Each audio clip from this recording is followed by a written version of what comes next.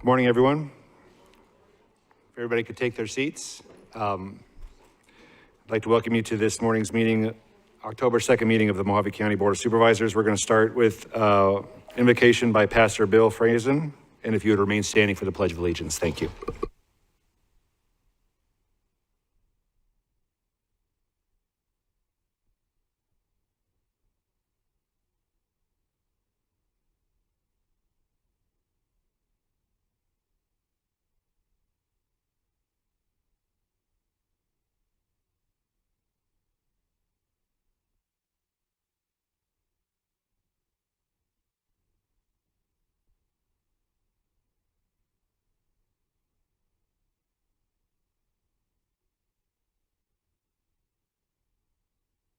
Lord, we know you ordain government. Father, I just pray that as it goes, it'll be pleasing to you.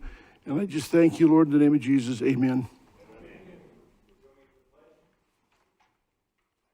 Allegiance to the flag of the United States of America and to the republic for which it stands, one nation under God, indivisible, with liberty and justice for all.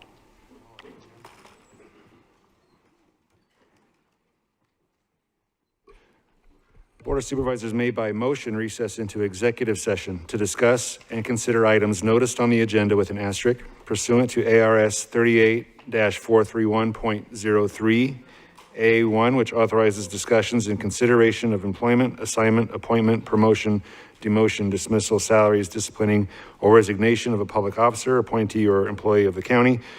Looking for a motion or action to call for an executive session to be held on October 16th, 2023 at 9 a.m.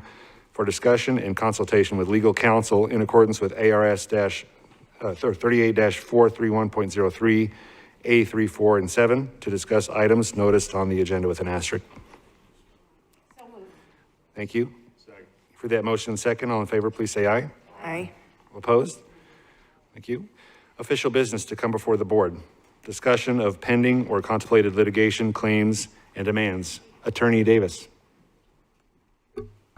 Nothing to report. Thank you. Committee and/or legislative reports. Supervisor Bishop. Thank you. This past couple of weeks, I traveled out of county to the County Supervisors Association, attending the executive board as the past president. I also attended the board of directors meeting that same day. And then I attended the Arizona Criminal Justice Commission meeting in Phoenix. That was done by virtually. And I held the Golden Valley Improvement District Town Hall. And that concludes my activity for the last 2 weeks. Thank you. Thank you, Supervisor. Supervisor Angus. Thank you. I too attended the County Supervisors Association meeting and was there when our Attorney General told us that she was going to be filing an amicus brief in support of us. She also talked about other things in rural Arizona that she is supportive and an advocate. So I was very, very pleasantly surprised about that and thanked her for that. So thank you. Thank you, Supervisor. Supervisor Gould. Thank you, Mr. Chairman. Last Thursday, I attended the Clean Colorado River Sustainability Coalition meeting. We heard a presentation on the continuing caddisfly control issue in Bullhead City, along with, back in the spring, they released a lot of water out of Alamo Lake, which caused a turbidity problem for the Central Arizona Project. So a gentleman from the Central Arizona Project was there showing some drone photos of the water release and the turbidity issue, and they had shut the pumps down on the Central Arizona Project for 7 days, which doesn't really break my heart, but there it is. It was a good meeting in general. And we also voted not to have dues for another year. I think this is either the third or the fourth year that we aren't going to assess dues. Thank you, Chairman. Thank you, Supervisor. Supervisor Johnson. Nothing, Mr. Chair. Thank you. I would report that we had a Mojave County Water Authority meeting, which was very good, held in Bullhead City. I'd also like to say Thank you to the AG's office, who actually did submit an amicus brief, a friend of the court brief, in support of Mojave County, Yuma County, La Paz County, and the city of Yuma's lawsuit against the hedge fund Greenstone to Queen Creek water transfer. So that was great. I'm also going to be going down on Wednesday to participate in the Governor's Water Policy Council Rural Groundwater Subcommittee, excuse me. That's all I have. Lobbyist report from High Ground. Do we have Mr. Ponder on the line, Madam Clerk? Mr. Ponder?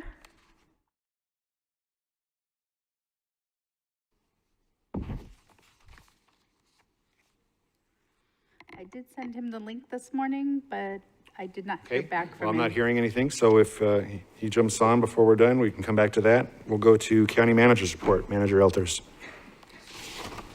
Good morning, Chair, excuse me, Chairman and board members. Just a couple of updates, starting with the ARPA funds status as of today, which is the second day of the 2024 federal fiscal year. As you recall, Mojave County did receive a little over $41 million.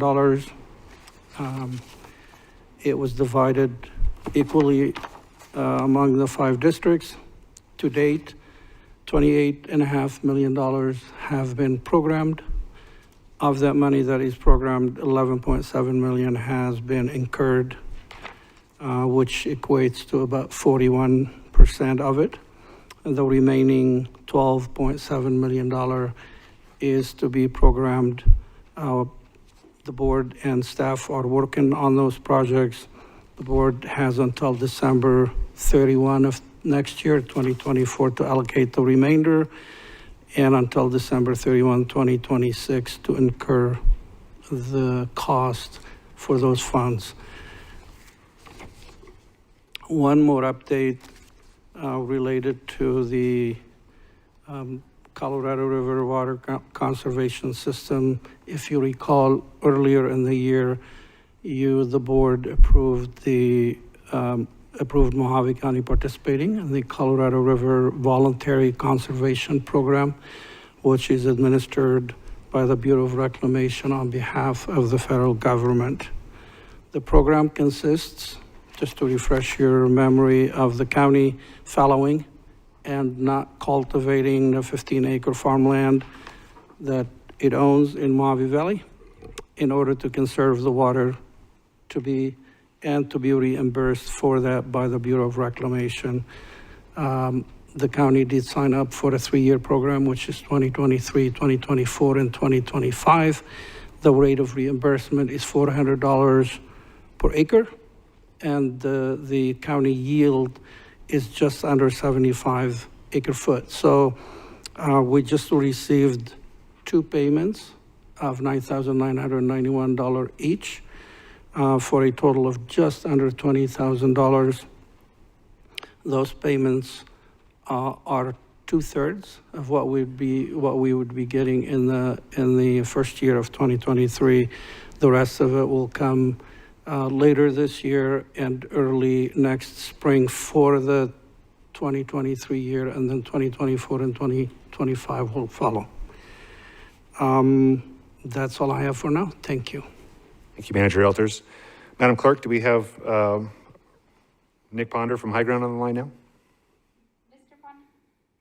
Mr. Ponder, can you hear us?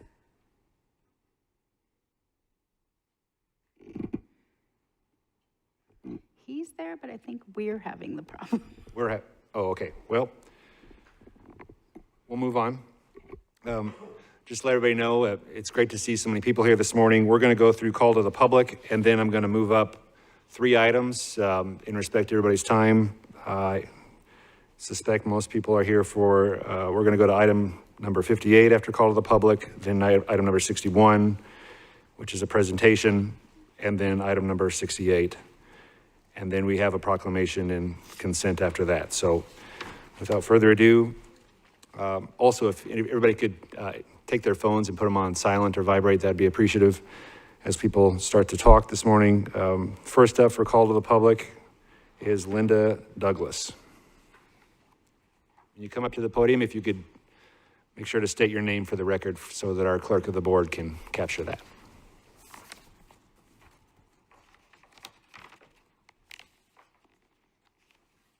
Morning. So Linda Douglas, the owner of the parcel. Could you speak into the microphone and Linda Douglas, the owner of the parcel. And mainly it's just to answer any questions that would be concerning this passing. What partial? is this on the agenda today? Yes, it is. It's on Okay. 16. Number 16? Yes.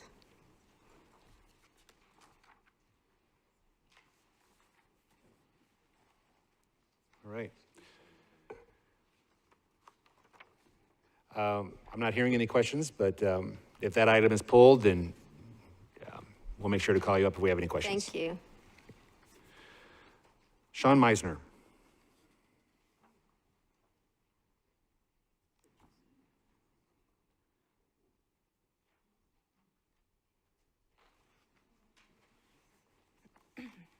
He takes his hat off. He takes his hat off. Morning, Chairman, Board. I'm Sean Meisner, candidate for District 1 Supervisor. Just wanted to talk about some of these items. Talk about number 13. We're always talking about all these water issues that we're having, and all I see is rezoning and subdividing. So a lot of these I'm against. We have a 5-acre minimum. Number 13, I'm against. 14, definitely a no to a 10 to just an AR. 16, a 36-acre to a 5, no.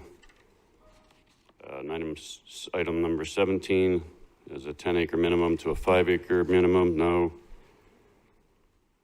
Let's see here. Might as well skip to the, donations. I've heard that it's a $25 donation has to come to the board for any county donation. I think that needs to be upped. I think it's a waste of time for the board to approve a $113 donation for the animal shelter. This should not be on the agenda 51.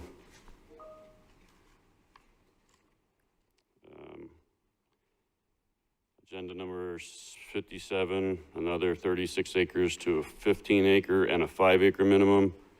Definitely not. Agenda number 58, hydrogen storage.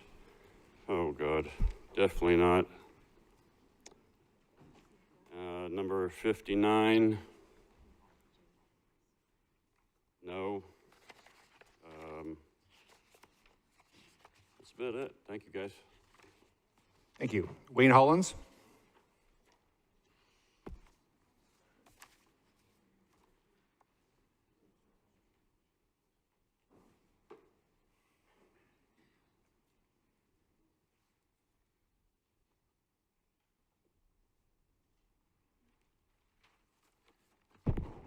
Wayne Hollins, Golden Valley.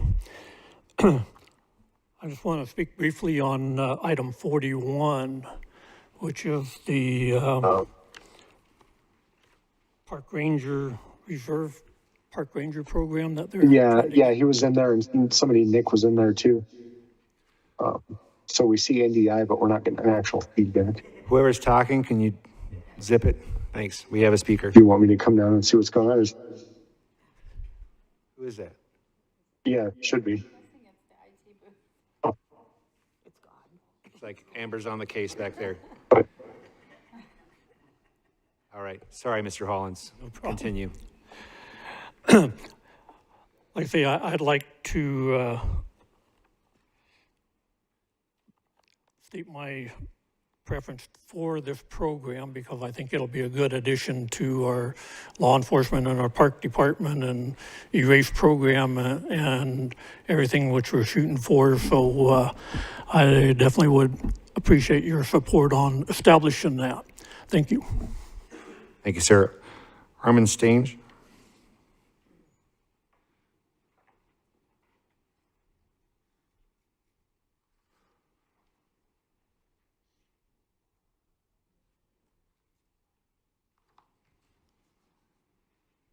Carmen Stanger, Fort Mojave. Good morning, Supervisors. Good morning, Chairman. 4201 Camino de Eva. We had video footage. We looked at the video footage, and the retired judge looked at the video footage and said there's definitely drug dealing going on and manufacturing. There's stolen vehicles out there. There's people that don't even belong there. They live there. Then Rami is in a gated community up the street. You know, he's held there for, I don't know how long already, a couple months, and people are just moving in there. We called the sheriff's department, we called code enforcement, nothing has been done. Every time my neighbor calls the sheriff's department, nobody shows up, or, oh, we didn't see it. We have motorized bicycles going up and down the road in the middle of the night. All this crap starts after midnight, and nobody wants to hear it or see it. I mean, if we had at least one deputy sit there and do something, you know, this way people get sleep. There's elderly people. My neighbor is severely injured from the Marine Corps. He doesn't get any sleep. He's going nuts. You know, we really would appreciate if something is done about that property. And then the other thing I have is Highway 95, Aztec, and all the side roads, the right turns. People look at you straight in the face, just 50 feet in front of them, they turn. You know, can we do it like Bullhead does? No right turns, put a sign up, and start writing tickets for doing right turns in front of traffic. I really would appreciate if something is done about that too. Thank you. Walter Spar?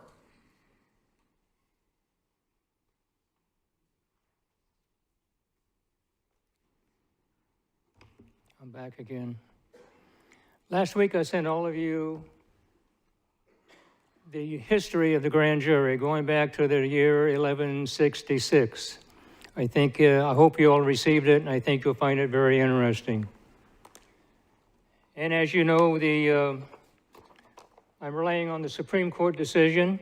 The Supreme Court basically says that the grand jury reports to the people, does not report to anybody else. The grand jury has complete authority over everybody, all the way up, including the United States Supreme Court.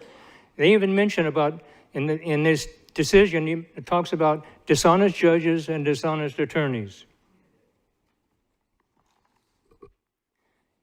In an effort to try and make your job a little easier, I drafted this, and I think you've received a copy of this probably about a month ago. This is to transition so that you have the authority and the process to go through to accept an ordinance. And this is the final ordinance. This would be the codified version of that. I also have a document, which is a criminal investigation conducted by the FBI jointly with the Havasu Police Department. This criminal investigation is based on the fact that a project would be start a project construction, and the inspector would come out and red tag it and stop the project until an extortion demand was made. This is the Havasu person who received, at least in one case, $3,000. After that money was delivered, within 2 hours, the red tag was lifted off of that property, and they were able to go on without complying with any of the mandated changes to the project.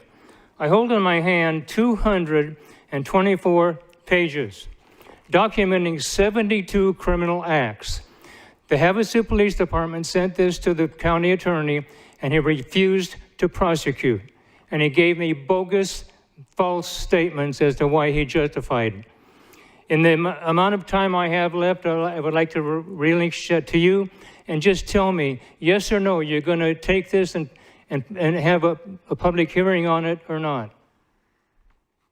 We're not allowed to have dialogue during call to the public, sir. I'm sorry. I don't know what you said. We're not allowed to have back and forth conversation during call to the public.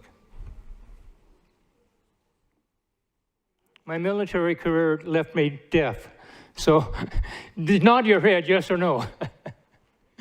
You can't do that without something. You can put it on the agenda. I can't get this done in 3 minutes. This is a constitutional issue. Chris Rodarte?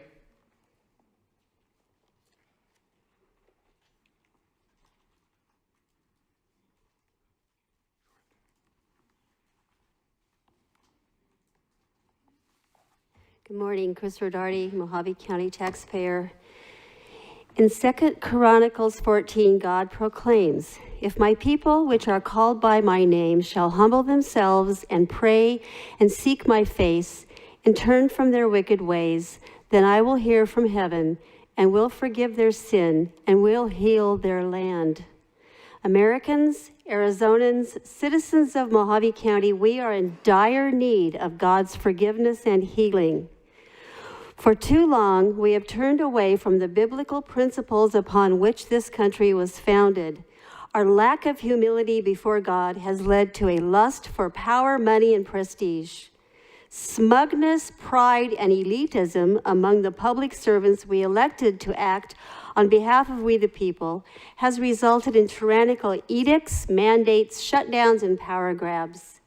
This socialist takeover is being perpetrated by Republicans and Democrats alike.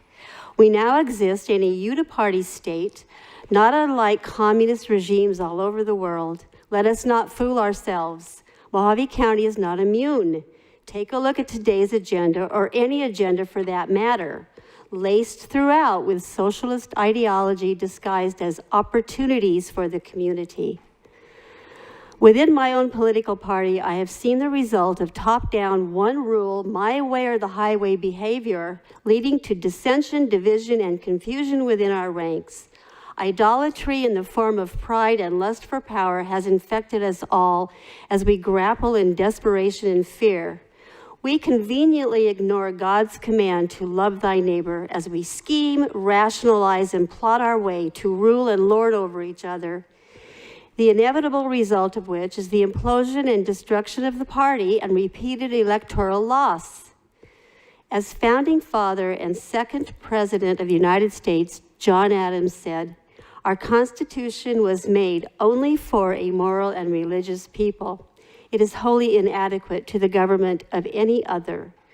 Once again, and I reiterate, humility before God and repentance is the only way back from our misguided, evil, sinful behavior.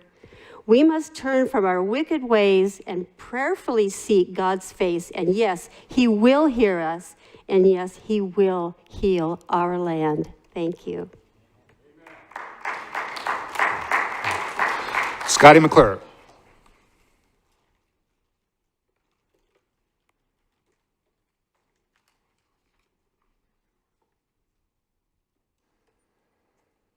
Scotty from Baldhead Jenny. She never listens to me. You picked on me last time, so I'm picking on you this time. I guess you guys got one of these things from the County of Humboldt Civil Grand Jury. What I want, one of the things I'm running on for Hildy's seat there in District 2, is I want to have a civil grand jury in this county. I grew up in Humboldt, and we've always had a grand jury, which would take up some of the questions that these people have, they would go to the grand jury on, instead of coming up here 10 times and bugging you. Some of this, and you would report once a year about the grand jury findings. A grand jury is to investigate and review citizen complaints concerning the operations of city and county government, as well as other tax-supported and nonprofit agencies. A lot of that could be handled by this grand jury report. They do not indict anybody. They don't want to hear civil complaints. My husband's in jail for killing somebody. They don't do that. I'm running on this. I want a civil grand jury. You have a room right there. There's a judge that is appointed. He runs it. And when he tells Schuster to open up the jail, we got 19 people coming up there to complain. I want to see the mold up there. It's done. Now moving on to number 32 and 33. I talked to Ron, but Ron will be bringing up my numbers on that one. But why in the heck do we need a $168,000 truck to haul animals from one place to another? I'm tired of these fire departments spending all these bells and whistles to the thousands of dollars because they got to have nice little chrome things that you spin off. This is bull. This is procurement at their worst. I've been coming here for several years, and all I see is procurement. And I come into the understanding that they are allowed to just spend anything under $50,000. They don't need to come to you. That needs to be put down to 10 grand. They can buy a pen or a pencil, or maybe a whole case full. But they need to be lowered from 50,000 on down to 10. You guys are complaining about, why are we building 3 buildings at the cost of $22 million? We're only $18 million in the hole. Can we stop any of those? $22 million for 3 buildings. When I'm dead at the morgue, I don't really give a damn about the place, what it looks like, the paint on the wall. I don't care what color it is. There's 5 or 10 million. And another thing I'm running on is a 2-year budget. I'm going back to 2020, and Ron, you two approved it. You guys wanted it, and the other 3 people shot it down. Greg Befort.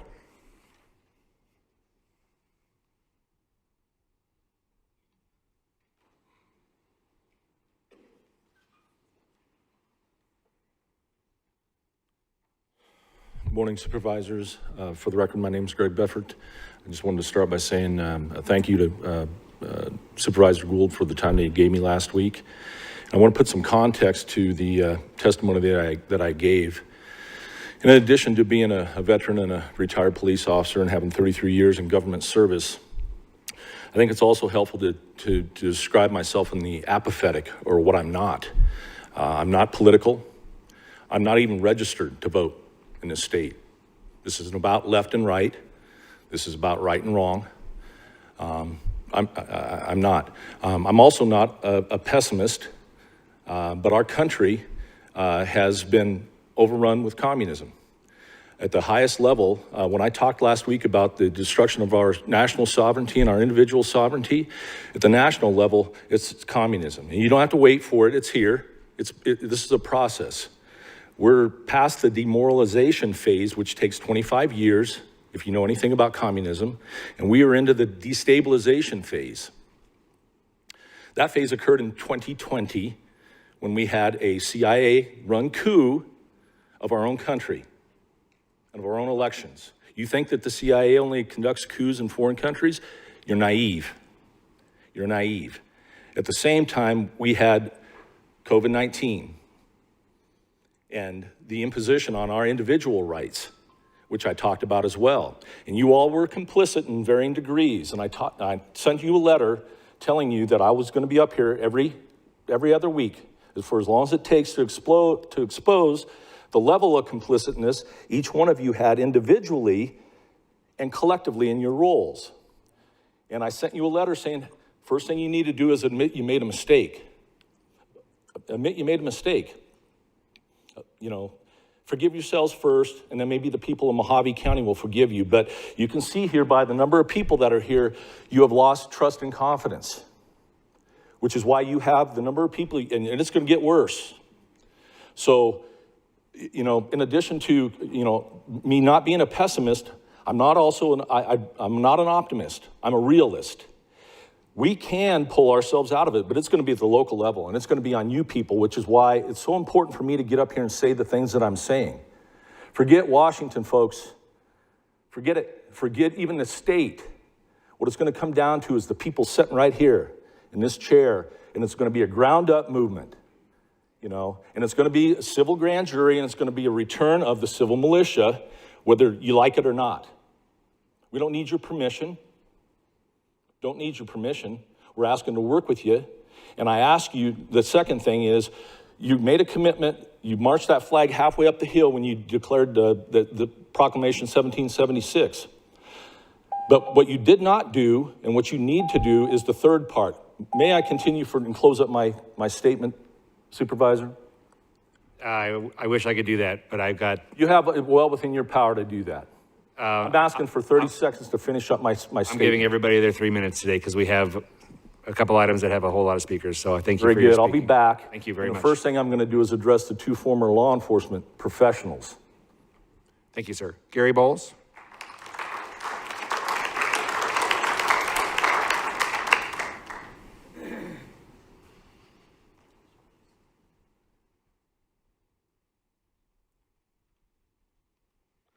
Good morning. I'd like to thank the board for allowing me to speak.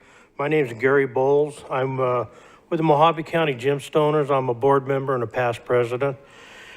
And I would like to talk about the fairgrounds this morning. Every year we have an annual gem and mineral show. And in the last couple of years, we've had a problem getting a venue. And this last year, our show venue, we wound up going and we found the fairgrounds. And we get vendors from all over the United States to come to our show, and they were very, very happy. And I would like to say thank you to Ryan and his crew for the very professional, knowledgeable, and helpful and friendly ways that they helped us. It was a great show. Everything turned out great. I'm very happy with the way you guys have turned this the fairgrounds around, and we plan on using it again more and more. The fairgrounds offered so much extra opportunities for our show to present to our vendors and let us grow in the future, along with RV parking and the growth and the remodel you guys have done. I commend you guys for it, and I hope you guys keep doing that. Again, Ryan and his crew, exceptional people. I can't say enough about them. It was once said that the Wallapai Park was the crown jewel of the park systems. Well, I think the fairgrounds is actually the diamond in the rough. I think it's got a lot of potential. I think it's got a lot of great future, and I hope you folks continue on doing what you're doing with that and growing it. It's going to be a centerpiece for a lot of people to come and show, a lot of people to come and utilize that. So we look forward to using the fairgrounds for our future shows for many years. And again, I want to thank you and Ryan and his crew for everything you guys have done. Thank you. Thank you. Tanya Dowson?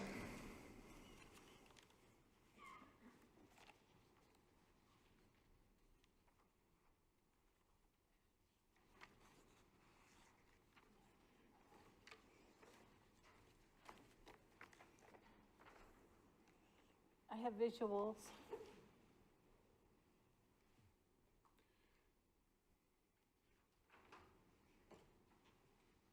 Are they going to turn that?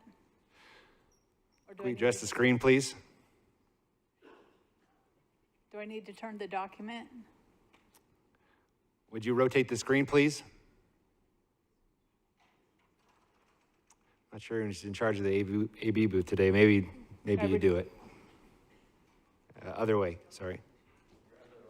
There we go. Thank you.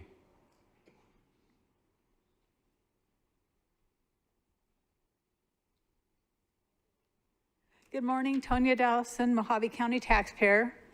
I'm objecting to consent agenda number 53, the Democrat Lyndon Johnson's housing and urban development projects. It was hidden under routine county business. Mike Smith likes to refer to the spending of our hard-earned money as your opportunity. In fact, when he talks about these grants, he refers to your money as our money as your opportunity so frequently that if you took a drink of alcohol every time he said opportunity, you probably shouldn't drive home. This wealth redistribution program is really compulsory charity. Why is government involved in this when this is the job of nonprofit part of our society? These documents that would detail the strings that come with the so-called free money are not included in the backup material. So we, the people, have no idea what the county is committing us to. Veterans and children are often shamelessly exploited. They're used as justification for these HUD grants that expand centralized authoritarian power. Do you suppose our veterans appreciate our local government officials so easily trading our freedoms away that they fought and sacrificed so dearly for? Will future generations be grateful as they grow up and learn that their local government officials traded their freedom for harmful government grants? Not likely. P.J. O'Rourke said, "There is no virtue in compulsory government charity, and there's no virtue in advocating it. A politician who portrays himself as caring and sensitive because he wants to expand the government's charitable programs is merely saying that he's willing to try to do good with other people's money." Well, who isn't? And a voter who takes pride in supporting such programs is telling us that he'll do good with his own money if a gun is held to his head. Please vote no on compulsory charity in the future, and please use these opportunities to remind Americans how rare and endangered our freedom is. Thank you. Jennifer Esposito.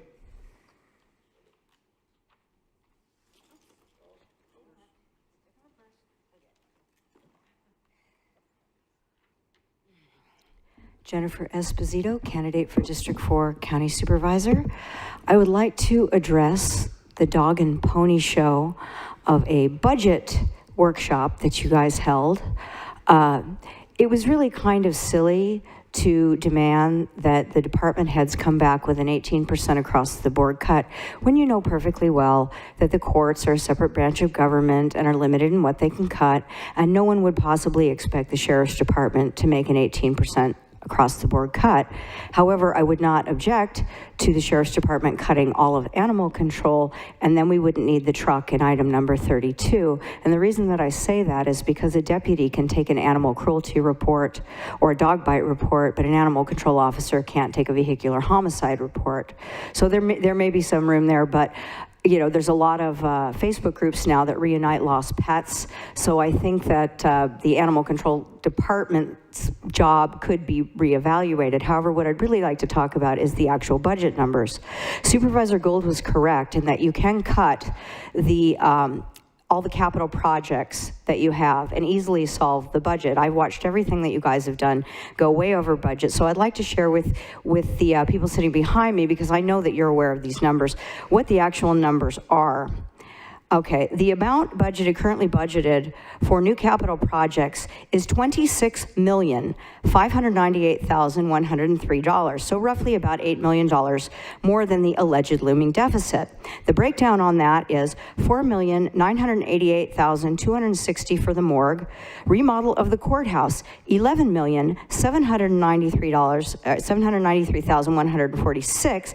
However, it was originally estimated at only around $5 million. So it's gone over double just since it was proposed. The legal center, $9,816,707, but that's actually kind of a lowball rough estimate. The real cost is expected to go to 12 or 13 million.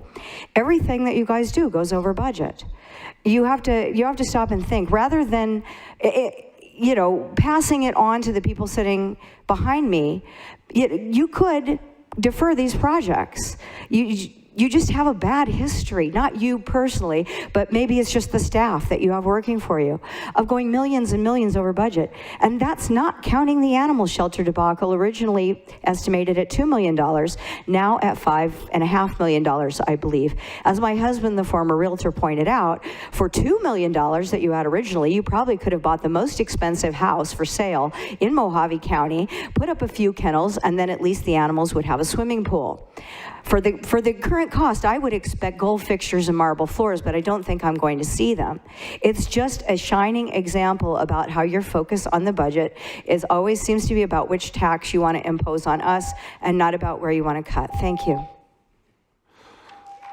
Paul and Janice Richardson, speaking on item number 38. I'm going to pull his item off the consent agenda. Oh, okay. Okay, yeah, we'll call you up at the appropriate time. Thank you.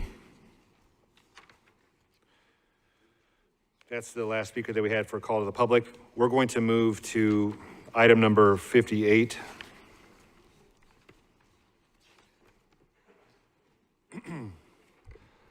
Item number 58 is a public hearing. We have several people that have signed up to speak. The first I'll call up is Scott Varvel.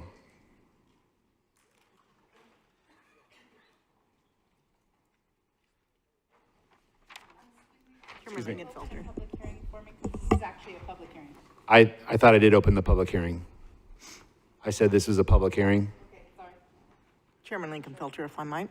Supervisor Bishop. Do we not need to see the presentation from Cactus before we make, Item number 58 is the, I believe, Wallapai Valley Farms and the hydrogen fuel production facility. And then we're going to go into item number 68 next, which is the presentation, and then we'll go to item number 61, if that's okay. my mistake, thank That's you. okay. Scott Varvel. I'm Scott Barville, Mojave County resident. Speaking regarding the solar fields, I've attended recently 3 different meetings and spoken at each. Some of the fallacies that these companies put out are that it'll be dust-free, it'll be no water usage, it'll be looking like the solar panels grew out of the desert, are some of the things I've heard put forth by these companies. This picture is a picture that was taken Saturday on the way up to Las Vegas to see a concert by my wife and I. This is on Nevada 95 near the I-11 corridor. This is an area that's called El Dorado Valley. It is about a 5-year-old section of this solar panel setup. Now, Southern California Edison is who runs this project, and they have very deep pockets, much deeper than any of these flash in the pan companies that are presenting all of these wonderful pie in the sky ideas. Their solution to the dust is putting up a sign alongside the road that said, "Caution, blowing dust area for the next 4 miles." When you look in the rearview mirror heading toward Vegas in the afternoon, you see a brown cloud that resembles Las Vegas back in the early 90s. When you came out of Henderson, you'd look down and you'd see this brown cloud. This is reality. I repeat again, I've operated equipment in the desert way too long for somebody to tell me that this is not going to contribute to environmental issues regarding the dust. That's livestock, people, local fauna and flora. This stuff, there's nothing that grows here. Anybody who's walked in the desert locally or ridden a horse, taken their 4-wheel drive out, you know that the desert is not flat.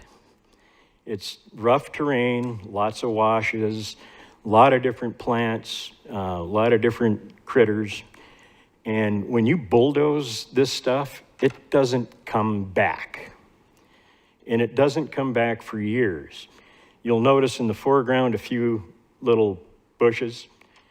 That's outside the fenced area. Inside the fenced area where the panels are, it's bulldozed flat. There's nothing.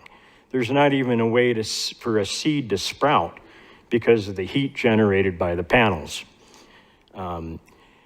Gene Bishop in the past has expressed interest in these things, and this is the reality. Thank you, sir. Don Martin.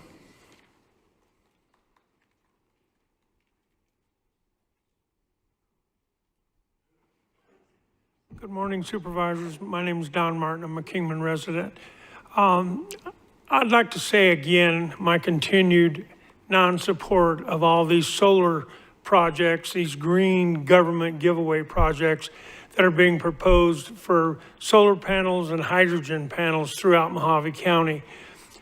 This whole process of them polluting the desert with these environmentally green projects just are a complete opposite to our customs, our values that we have here as Mojave County citizens. you have the opportunity through your ability to rezone to restrict or control these kind of uncontrolled growth projects that are being proposed time and time again with the free Biden government money. We know the issues involving the hydrogen, how much water it's going to take. We know that in Hualapai Valley, the water is critical out there.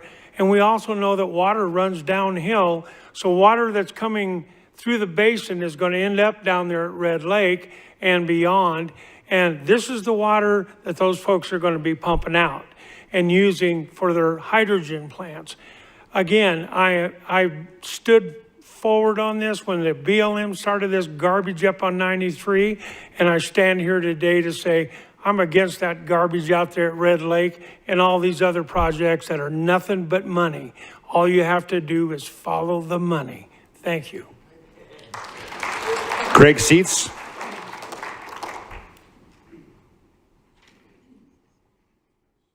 Greg Seitz, family, resident here in Kingman. Family's been here for about 25 years. I love Kingman. I love Mojave County. I think everybody standing together is amazing. We pray for everybody on the council, city council, Mojave County Seed, for our teachers by name, our police department by name. We pray that, evil would be purged out, that you guys would make good, honest decisions. But to see our community come together is epic. And I know that's not what I was going to say, because I'm here to talk about the solar thing. I think it's a good thing to have this moratorium. I think there's some opportunity if you guys do decide to allow these facilities to go into play, for a great tax opportunity to put a heavy tax on these facilities so that we can raise money for our community, because a lot of these projects are $50 million, $100 million, $200 million projects. Like everybody's saying, tax them 5%, tax them 10%. They can afford it. Put that money into the county, put it into good programs where we need it, whether it's roads, infrastructure, all that kind of stuff. So I think there's a lot of opportunity here. I think there's an opportunity for us to regulate what you guys are already talking about. I read the proposal. Thank you, Mr. Lingenfelter, for sending that over. I appreciate it. I think it has a lot of good suggestions in there. I think there can be some additional language once you guys figure out if you're going to impose a moratorium and then lift it, how that. Sir, I'm sorry to interrupt you, Mr. Seats. This is a specific project concerning a hydrogen production facility and a solar project. It's a formal hearing. The moratorium is going to be on the 16th of October agenda. I'm not sure if you knew that or not. This is a specific item. So okay, awesome. Thank you. Roy Curtis.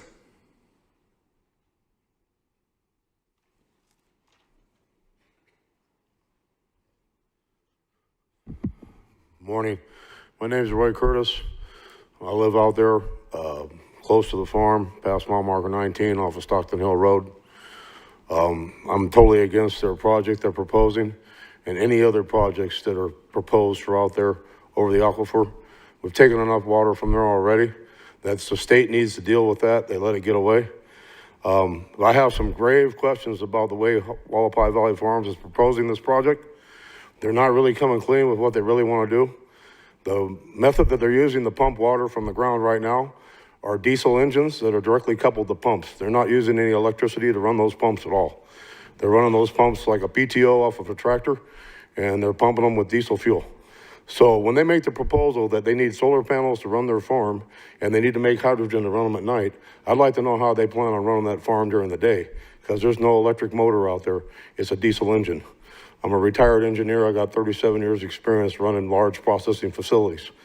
And the other questions I have is how are they going to get that hydrogen across the west side of Stockton Hill Road where they propose to have the hydrogen plant, and then how are they going to get it back over to the east side of Stockton Hill Road to run their farm? Are they going to run pipes? Are they going to run wires? Are they going to take all those diesel engines away and bring in electric motors? It's unclear what they're really doing. So I propose, I don't see how the council can even consider having any kind of projects like this out there. And I also want to know if they're denied, they don't get what they want today, are they going to be able to appeal that? Are they going to be able to take it higher than us? It's just, they're just desecrating the valley out there. Like the gentleman said, when you plow that stuff under like that, when they abandon it, tumbleweeds grow.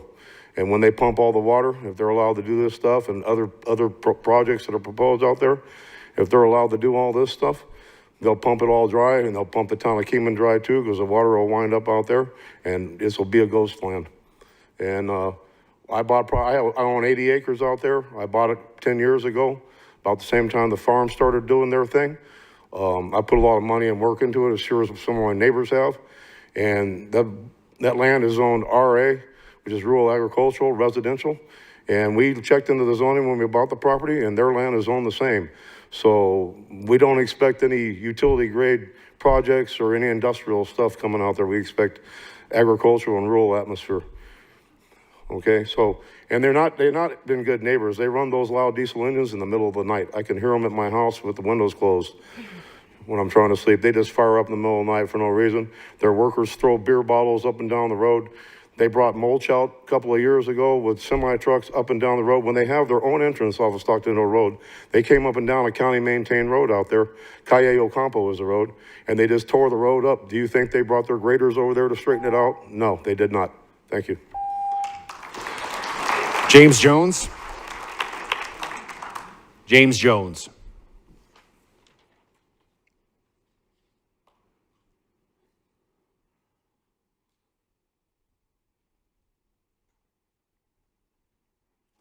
Good morning to the board. My name is James of the family of Jones, and I'd like to encourage the Board of Supervisors to deny the adoption of the resolution number 2023-174 for all the reasons that we've already discussed.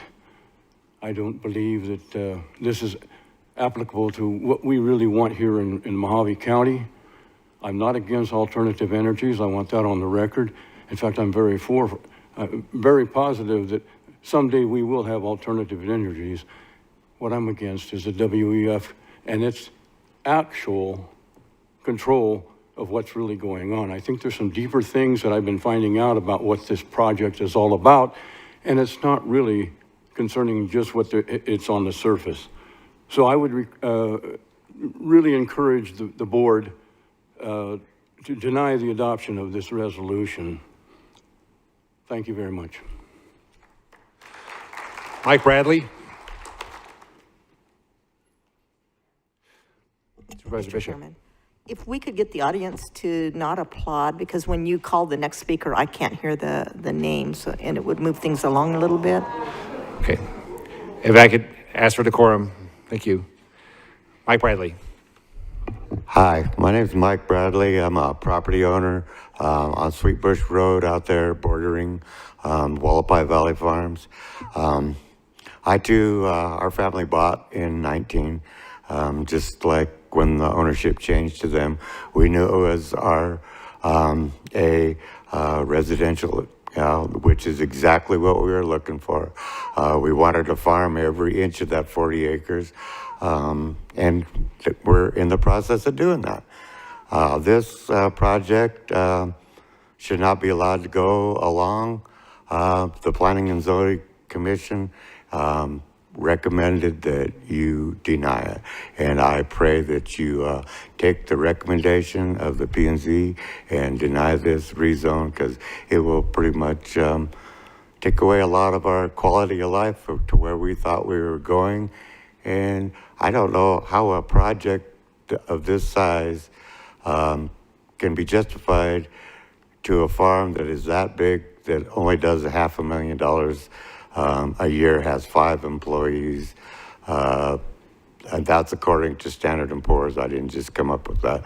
That's what they make. So a couple $100 million plant doesn't quite seem appropriate, I guess. So again, I would hope that you would take the recommendation of the Planning and Zoning Commission and deny that request. Thank you. David Dahman.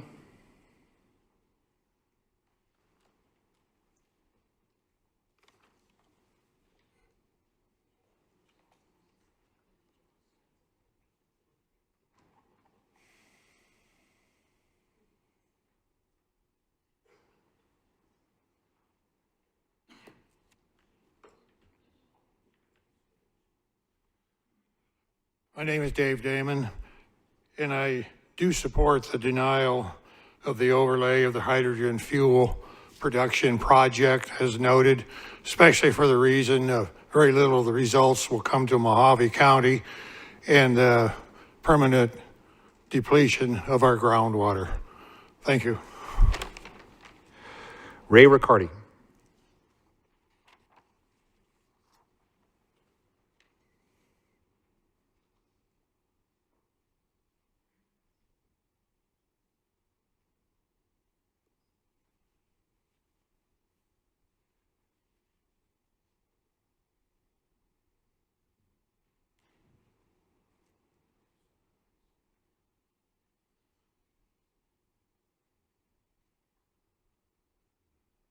Chairman, ladies and gentlemen, my name is Raymond Ricciardi. I live in Vala Vista.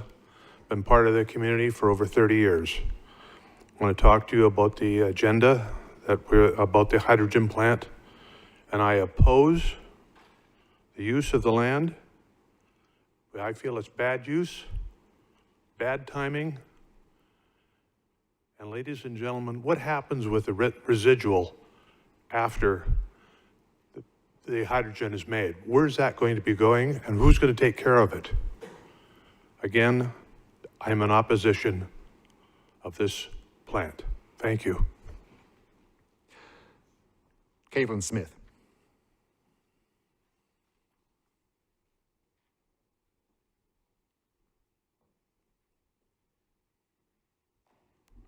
Hello, my name is Caitlin Smith. I'm from Hackberry, Arizona. I want to start off by very clearly stating that I am staunchly against the proposed rezoning of the Red Lake area north of Kingman from residential agricultural to industrial for the installation of a proposed hydrogen production processing plant. There are many negative aspects to this proposal which outweigh any positives that can come to pass from this installation, chiefly regarding water safety and usage in the Wallapai Basin area. Hydrogen processing in any industrial form uses about the same amount of water as a petroleum refinery. All methods of hydrogen production require heavy amounts of water, with a rough estimation of 9 tons of water being required to produce each ton of hydrogen for fuel before calculating for the need to purify that water beforehand. This means that a plant would consume 9 times the water weight it would ever produce in hydrogen fuel at the highest levels of efficiency. Water quality and quantity are both issues at the forefront of concern for the people of the Wallapai Basin and Kingman areas. The Wallapai Basin was just last year declared an irrigation non-expansion area and labeled as a rural groundwater basin in a state of risk. Estimated water deficit for the Wallapai Basin aquifer is around 34,000 acre feet, and in case you're not familiar with that unit of measurement, that is about 11,078,900,000 gallons of water. As mentioned in previous county meetings, most notably the meeting on November 12th of 2022, water report data for the adequacy of the Wallapai Basin is at best alarming.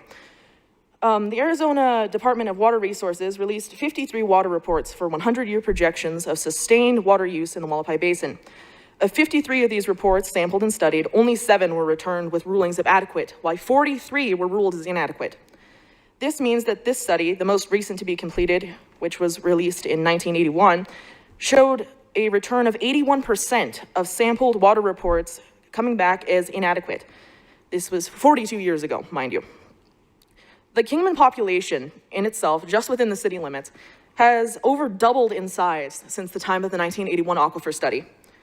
With an increasingly growing domestic demand for water from an aquifer that was deemed inadequate at an over 80% rate almost 50 years ago, should we really be preparing to allocate our water en masse for an industrial pursuit that will not even benefit our people? The proposed projects are not even slated to be of benefit for Arizonans, but for Californians, as the fuel and energy produced by the hydrogen processing plant will be sent to California without ever being used in our state, despite using our natural resources. Is it fair or even right to ask us to sacrifice our precious, scarce natural resources while receiving nothing in return? What do we stand to gain from this besides worsened drought and wasted water resources? With these questions in mind, and knowing full well the possible benefits of these industrial additions would not be for Arizonans, would not help the people in Kingman or those living in the Wallapai Basin area, and would only stand to degrade our natural resources, we should all stand to oppose these measures. In good faith, we cannot support such a threatening industry to be built in our basin using our aquifer, which is already in such a strained state. Jody Smith.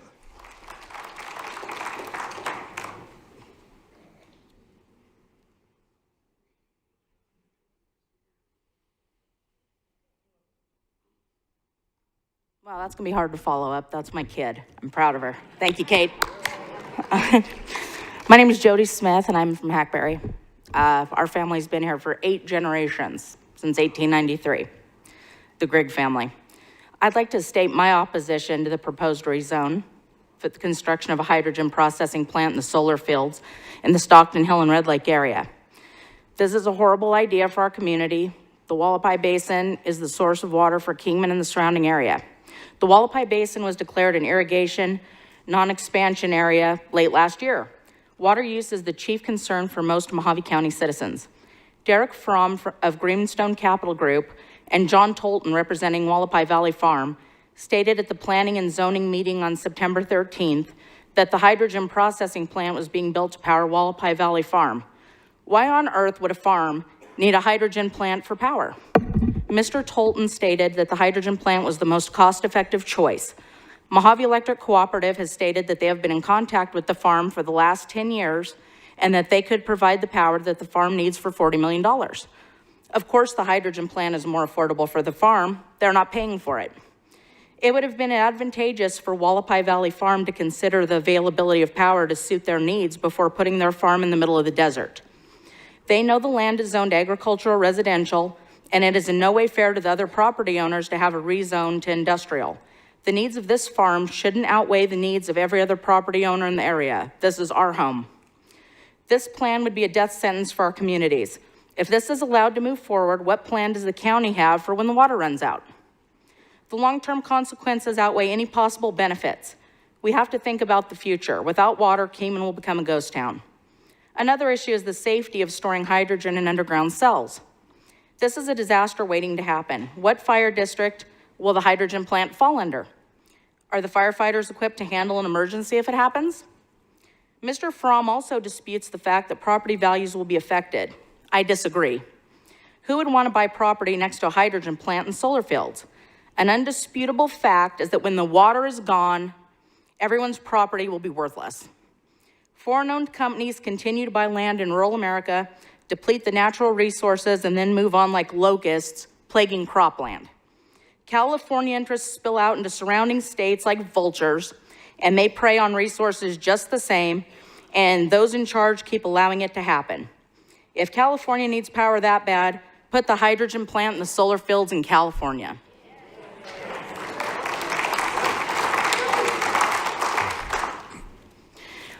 There is no good outcome if this project is allowed to proceed. Any short-term benefits are outweighed by the fact that the Wallapai Basin does not have enough water to sustain this for the long term. The future of Kingman and the surrounding communities that depend on the Wallapai Basin for water has to be considered, and I'm asking you to consider our future and vote no. Thank you. Derek Fromm.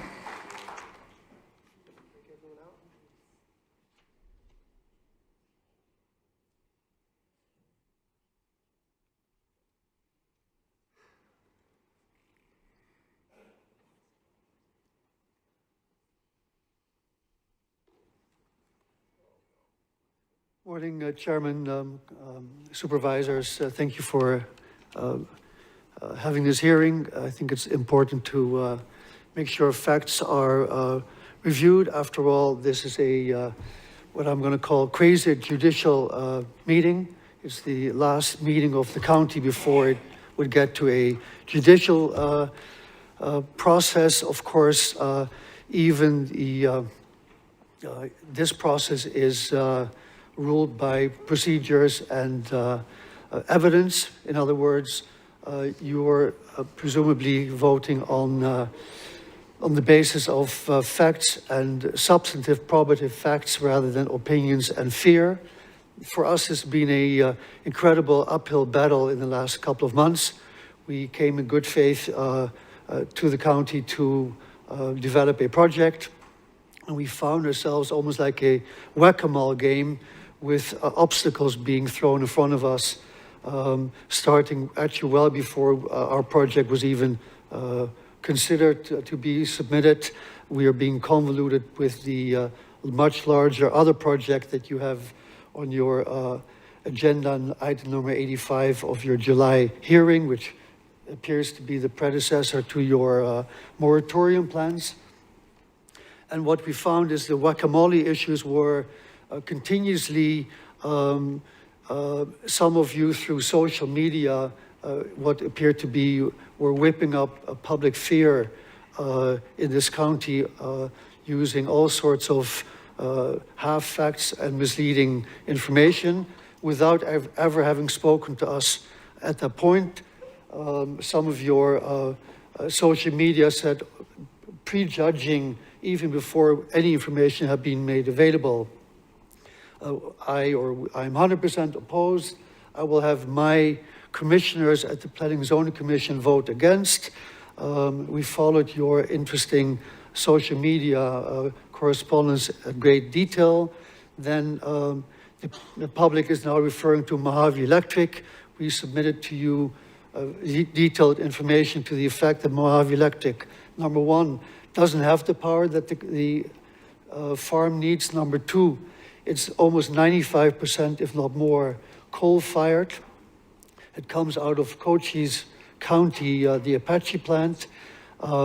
It's very expensive, more than double the price at which the existing solar farms in Fort Mojave that we developed, they're buying power from. In fact, they want to buy those plants.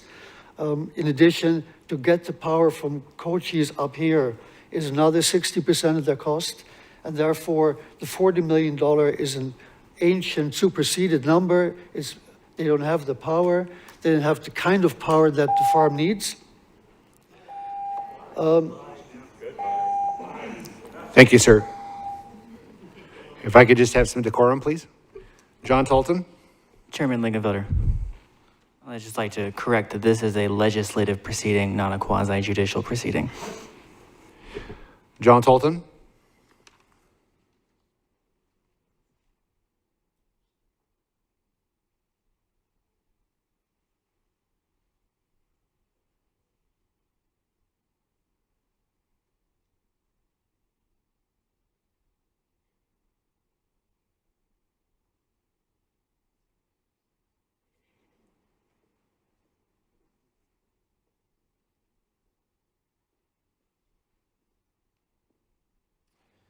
Good morning, Board of Supervisors. Thank you for this time. I am the applicant. I work for Wallapai Valley Farms, and I would like to just kind of present some materials here. Are we able to get this up on the screen? Can we get the screen activated? There we go. John Tolton. I work for Wallapai Valley Farm, 12970 Stockton Hill Road. Thank you. You're welcome. So, some of the main attributes of this rezone request. We're a landowner there, we're a commercial business operator, employer, taxpayer, and big on sustainability and water resource stewardship. We have no grid power. As somebody mentioned, we run on diesel engines, which are very loud. We would love to have electric capabilities. We have purchased actually over 20 electric motors already several years ago in hopes of getting electricity, which has been very, very difficult so far. We're very focused on water use. There are water reductions in this project. And there are also local benefits, such as tax revenues, new jobs at prevailing wages, and training. As mentioned, this is to provide distributed generation, 100% of the solar energy produced and used on site to produce agricultural crops and hydrogen. I can touch on the water use in a second, but about 85 to 90% less water is used when you are producing hydrogen than irrigating crops. There's no impact on designated scenic routes, and again, this will preserve jobs, of which there are 15 full-time employees, 25 contractors, and that's while we're struggling with operations. This will grow as we are able to lock this down. This is just a map of our kind of electric situation, 14 miles away, 21 miles away. It's a long distance to bring lines there. I will bypass how is green hydrogen made.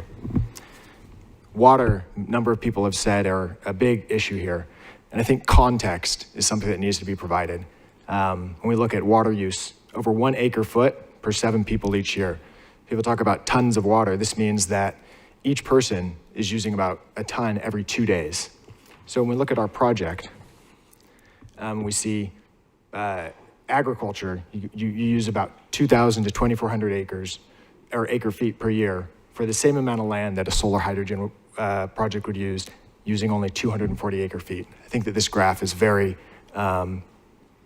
illustrative as to the water savings of using hydrogen production as opposed to crop agriculture. The main takeaway: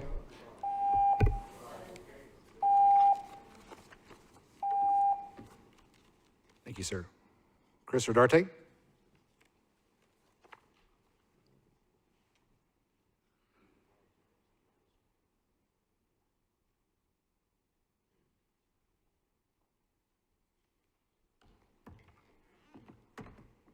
Chris Rodarty, Kingman.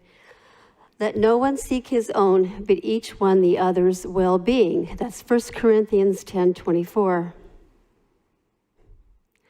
I'm in favor of denying adoption of BOS Resolution number 2023-174. Allowing these zoning changes is tantamount to signing the death certificate for Mojave County. Solar farms are eyesores, killing our wildlife and desecrating our land. Destroying our God-given earth for the sake of the globalist Green New Deal is shameful and deadly. When we allow solar facilities to overtake our county, we are selling our souls to the devil. Hydrogen storage while depleting our precious water reserves for the sake of Californians or any other states is a suicide mission. Without water, we become a ghost town, an arid, uninhabitable, deserted desert. Rezoning in exchange for a few pieces of silver is short-sighted, greed-driven, and downright evil. Those of you on this board live in Mojave County too. Do the right thing. Deny the adoption of BOS Resolution number 2023-174. Thank you. Wayne Hollins?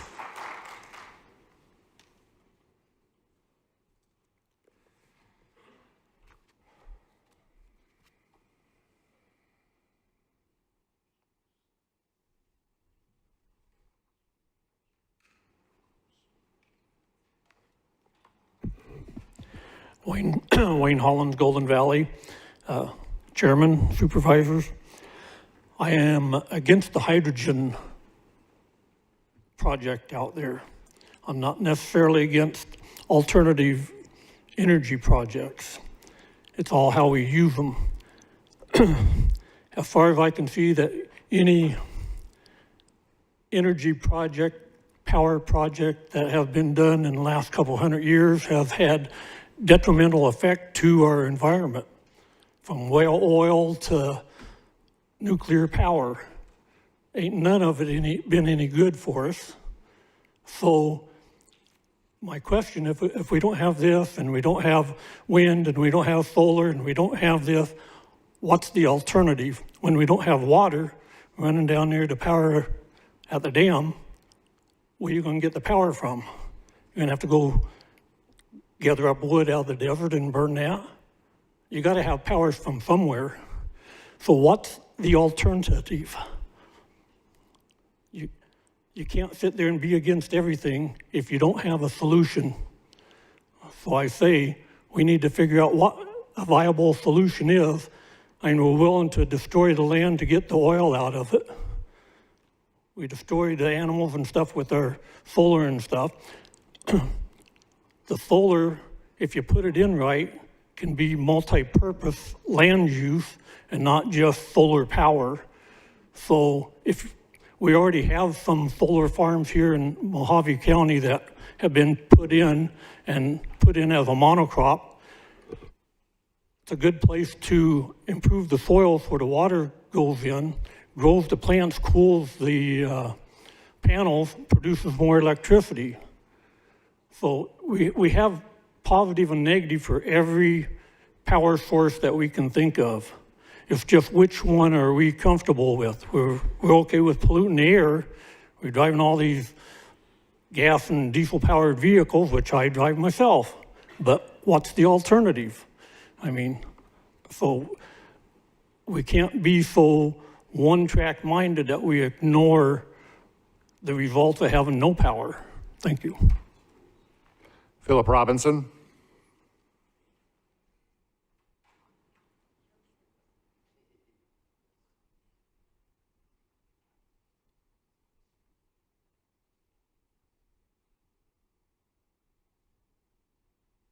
Philip Robinson, morning, y'all. I want to show you something, and it kind of upset me. I don't know if they can get this off my phone or not. Where you at, bud? Can we get the screen up, please? Doesn't bring it in too good. But anyway, it says, this is from these guys. It came up this weekend. Mojave County Board of Supervisors is threatening our... You speak into the microphone, please? Thank you. Thank you, Mr. Robinson. It says, Mojave County Board of Supervisors is threatening our property rights. I know Hildy saw it. And it comes from the Arizona Clean Economy. That's a Tucson-based area, or Chinese firm. Let them stay down there. They want to be down there. You guys should put Red Lake as a scenic route. That whole northern end. I know you guys can do it. They used to do it up in Oregon when they were putting in the dams and also the nuclear power plant that's up there on the Columbia River. Why can't we do that here? Let's tell these guys, we the people don't want you here, period. None of us. You've done nothing but lie. Nothing but lie. Direct the comments at us, Mr. Robinson. Thank you. Sorry. But anyway, that's all I got to say. Just please do the right thing. Let's put this in as a scenic route. We got mountains out there that are beautiful. And that's going to tear up our scenic views, period. That's what it's going to do. Thank you. Arizona State Representative John Gillette.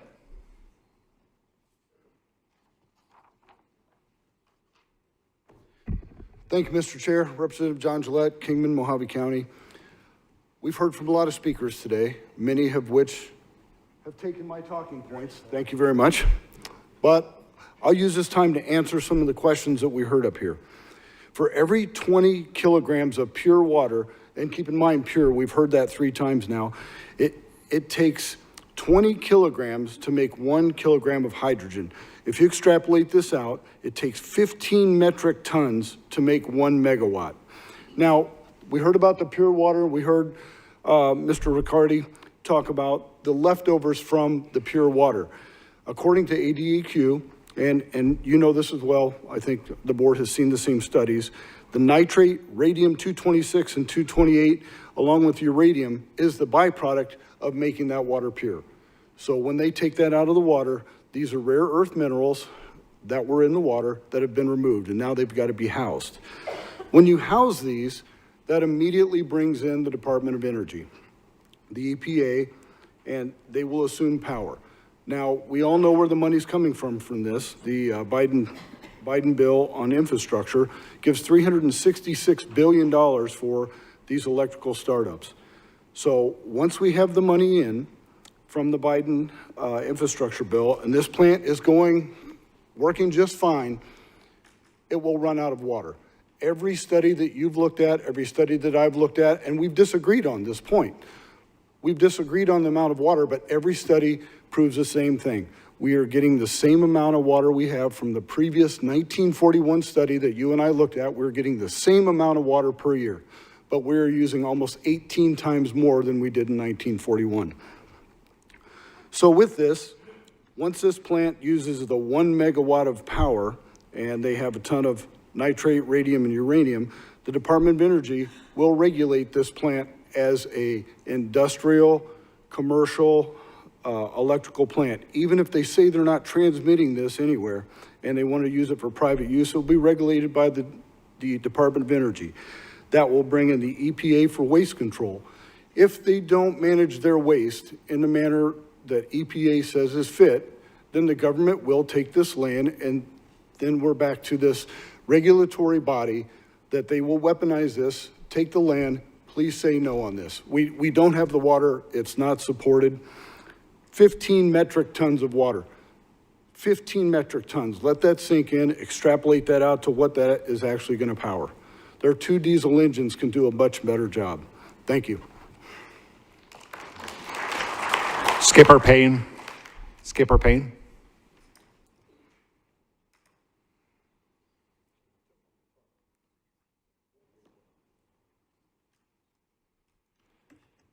Good morning. Skipper Payne, Kingman, Arizona resident, North Stockton Hill Road. I'm here to speak and oppose for the rezoning for the hydrogen use facility. I've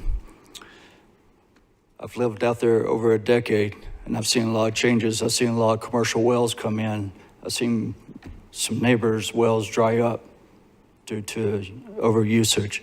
It was before tree farms were there. It was before agriculture was developed. It was just countryside. People lived out there for a certain quality of life. They didn't want to be around noise pollution, light pollution. They wanted some elbow room. They wanted to farm and grow their own garden. It's a different way of life out there. I want to point out the term farm is kind of used loosely. What we're seeing is actual industry. They want to put an industrial facility, industrial plant. That area is not for industry. There's areas throughout the whole county that is designated for that, where it's Griffith Road, Shinnerup, the airports. There's areas designated for industry, not North Stockton Hill Road.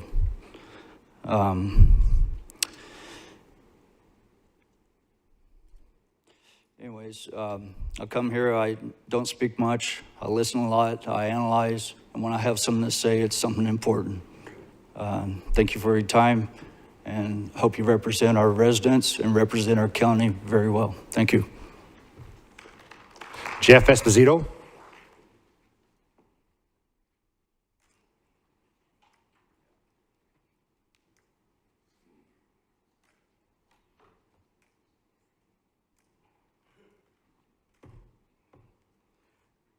Good morning. Jeff Esposito, Kingman, Arizona. This rezoning endeavor stinks to high heaven. Listen to Sean Drost, co-founder and CEO of Phoenix Hydrogen. How just outrageously cool this infrastructure project is that we're working on with our partners. Like, it is going, like, the basic building blocks of this thing are like, one, the largest solar project in America, which is not ours, it's our partners, but it's co-located and it's awesome. And Wonder two, who could that be? It is the largest battery in America, effectively. If you think about hydrogen storage as being about storing energy and energy made from wind and solar, it is going to store enough energy to power California for like a week. It is going to be more battery than every other battery in America combined. It's like, it's a big battery. It's like 30 million kilograms of hydrogen. It is like a very big battery. And we are actually capable of scaling up from the 3 cavern design that we are looking at to something like 200 caverns. Like, this site is a very special place geologically, and is capable of being kind of that national hydrogen reserve, strategic reserve. It is, in like all of this combined is like a river of wind and solar energy flowing from the resource-rich interior of America to the coast where we need the energy. It is just I can't even tell you how cool it is. I'm just so in love with the infrastructure side of our house. It's very cool. Sounds good. If you could talk to Sean in 2018 or 2020 when you started the climate journey, what would you tell yourself to do differently? It's so funny. I'm in a very strange place in the arc of a startup, right? I'm like I said, I'm about 3 years into this journey, and we're still pre-customer, right? I don't know if that's come through in this interview or not, but like, we're still pre-customer. Like, nobody's paid us a dime yet for anything that we're working on. And the first check, that's for a better reason than I think most startups. Like, the first check someone cuts us is probably going to be like, I don't know, 9 figures. But 9 figures. He laughs. 3 years in development. Kind of sneaking in, aren't we? Largest solar project in the U.S. that is co-located. I wonder who that could be. The Amazon.com of hydrogen, sending power to California, Stan. Strategic hydrogen reserve is what he said that it could be. Can you imagine our valley turning into that? And they're going to go from 20 to 200 caves. Well, isn't that special? We must guard our valley.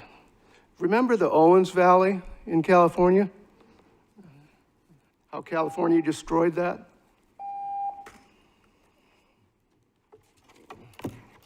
Everyone clap. Thank you, Wilma.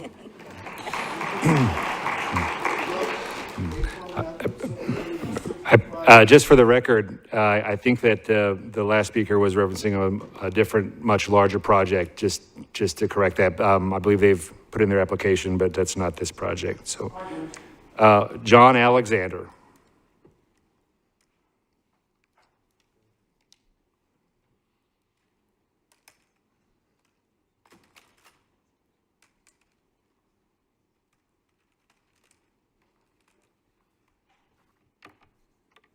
Good morning. I'm John Alexander, reside in Golden Valley.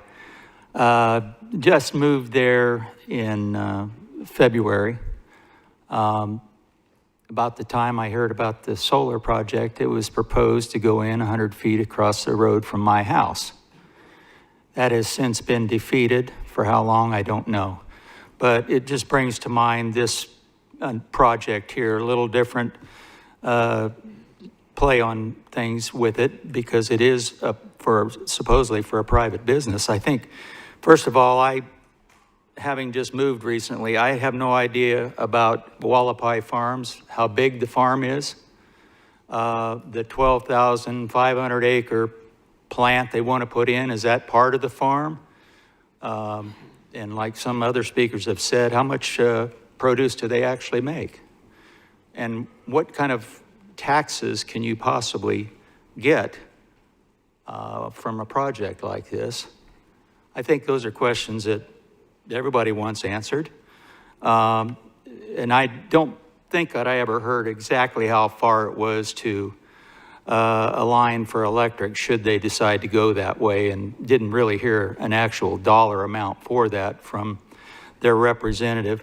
I did find it rather interesting that if I understood him correctly, he indicated that people use a ton of water every 2 days. You figure that out, that's 250 gallons. Does anybody use 125 gallons of water a day? Maybe people do. If you have crops, I suppose, farm animals, maybe you use that much a day. But I don't think the average person in here that's trying to conserve water is going to be using 125 gallons a day in their own use. So I find that, among other facts, as he calls them, that he's presented, I kind of find some of those hard to believe, and I think most people here do as well. I guess the last point I have is the actual taxes that are going to be collected from this project. Are they going to go to what? They just go to a general fund? Because I don't see any benefit to the locals here other than taxes. And maybe somebody on the board can answer to me what the benefits are to the locals, aside from getting taxes for the general fund that goes to the library or parks or whatever it might be. So I think that's something that should be addressed as well. Thank you for your time. Jennifer Esposito.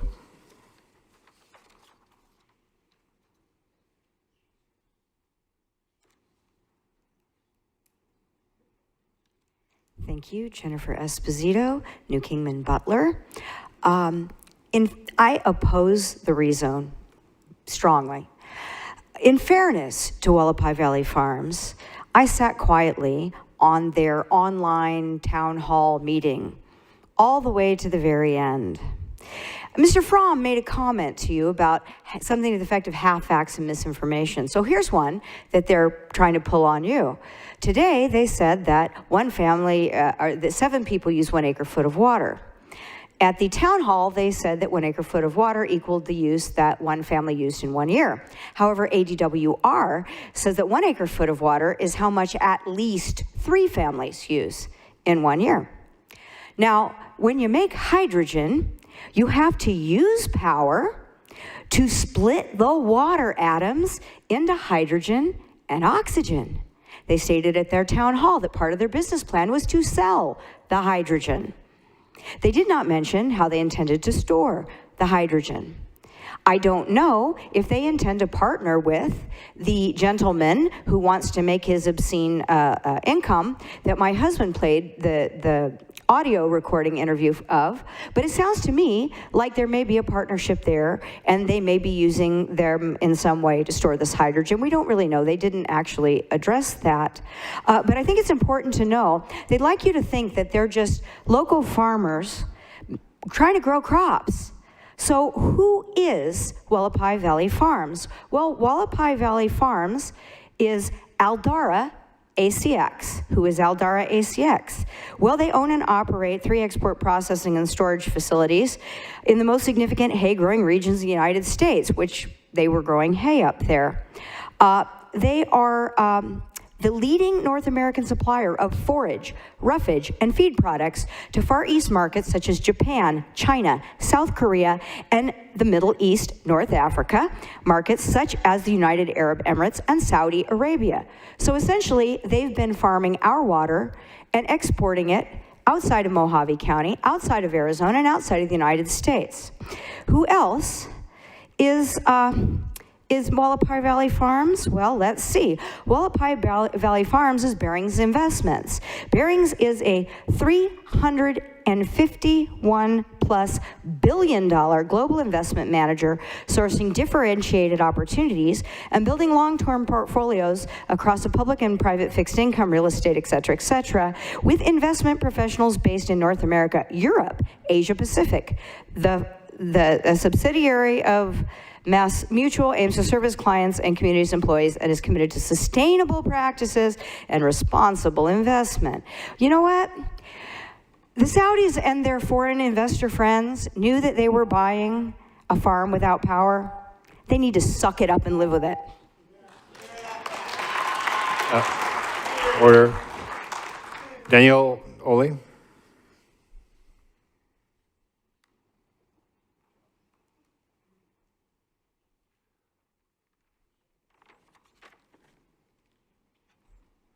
Hello, Danielle Ole, Golden Valley, 3808 North Stewart Mountain Road, Golden Valley. Chairman Lingenfelter and supervisors, I want to start by thanking the Planning and Zoning Commissioners for doing a wonderful job and listening and asking important questions that led them to their decision for denial, and I support their vote 100% to oppose this rezone. I want to take my time to share conflicting statements that have been made on record by the representatives of Wallapai Valley Farm. I believe these men are not being truthful or transparent about the true reasoning behind the massive rezone request. On September 5th, I sent Mr. Frum an email seeking information about the proposed project and never got a response. I'm still waiting for that response. So to say that there was a lack of communication is false, Mr. Frum. In an article published by the Kingman Daily Miner on September 9th, 2023, Mr. Frum is quoted as saying, most hydrogen produced would be used on site, but that any extra would be trucked away for other commercial purposes. During the Planning and Zoning meeting on September 13th, Mr. Frum is on record at the 55-minute mark saying it will generate power on site for 100% use on the farm. It will not be connected to the grid or sold to third parties. 2 other times during the meeting, Mr. Frum is on record stating that the hydrogen will not be sold for the time being. Another thing that alarmed me were the conflicting statements. Each representative states it would cost the farm to run power. First, Mr. Frum at the 1 hour, 1 minute and 40-second mark states that building the solar and hydrogen plant would cost around $500 million. Not their money, obviously.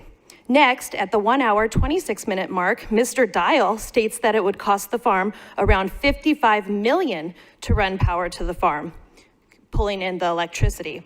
Then at the 2 hour, 6-minute mark, Mr. Tolton states multiple times that the solar and hydrogen project is the most cost-effective option for the farm, but cannot provide how much money this project will save them from having to run diesel generators. From my calculations, a $500 million project is almost 10 times more than a $55 million project. And just to put that into perspective, there's 1,000 millions in 1 billion, all right? After the meeting, I spoke with the farm representatives and was hoping to open a line of communication to gain more insight into the project, but after some uncomfortable and insulting conversations, I decided to cease all communication. On September 25th, I was informed that the farm was going to have a community town hall meeting and post the footage. It has still not been posted. I also talked to Mr. Frum at the last meeting to ask him why he has 8 different LLCs in the area, and especially Golden Valley. And when I asked him what his business in Golden Valley was, he told me that the board invited him here. So I'd like to know if that was true. John Crane.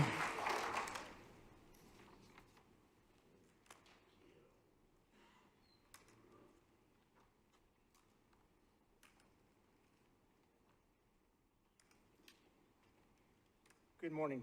Good morning, Chairman and Board. My name is John Crane. I reside here in Kingman.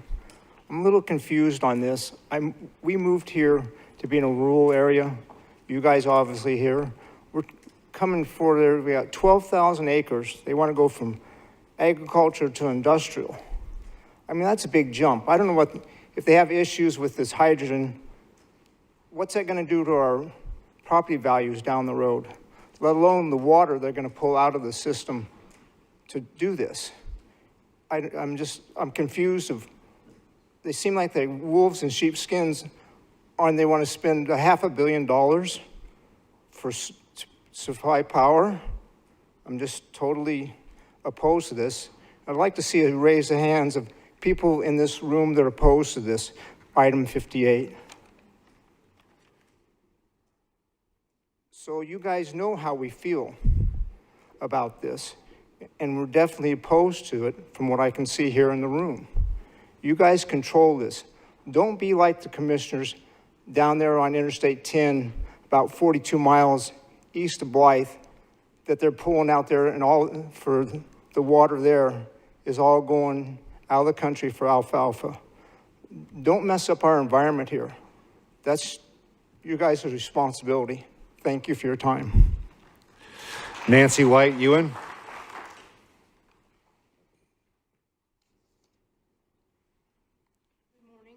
I'm Nancy White Ewan from Golden Valley. I also oppose any hydrogen and solar farms. Now, I did find a really good reading that I had found, and this is from a gentleman who is a retired autospace engineer. So I thought maybe he's got something good to say. He says solar panels are best about 20% efficient. They convert 0 of the UV light that hits them, none of the visible spectrum, and only some of the IR spectrum. At the same time, as they are absorbing the light, they are absorbing heat from the sun. This absorbed heat is radiated into the adjacent atmosphere. It should be obvious what happens next. When air is warmed, it rises, which we all know that. Even small differences in ordinary land surfaces are capable of creating powerful forces of weather like thunderstorms. Oops, lost my page. Oops. Sorry. Anyhow, you went on to say that the solar panels are dark and they emit energy into the space above them when they are not being radiated. This is known as black body radiation. Satellites flying in space use this phenomenon to cool the internal components. If they didn't do this, they would fry themselves. So solar farms not only produce more heat in the summer and than the original land they were installed on, they also produce more cooling in winter, thus exacerbating weather schemes. So his conclusion was, there's nothing green about this green energy except the dirty money flowing into corrupt pockets. There is not a such thing as green energy. The science doesn't exist. The technology doesn't exist. The engineering doesn't exist. We are being pushed to save the planet with solutions that are worse than the problems. Boy, does that make any some sense? Stop looking at the money. We need to save our planet. We need to save our area. Yeah, Arizona doesn't need this kind of stuff. It's ridiculous. And as far as the hydrogen part of it, I got to go out to visit the Griffith facility when they had a bunch of us come out there.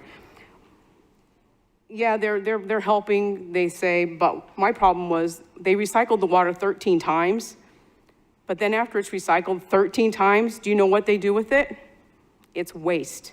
It sits out there in a property, square thing. It's salt water. So I oppose it, the rezoning. Shannon Garlett.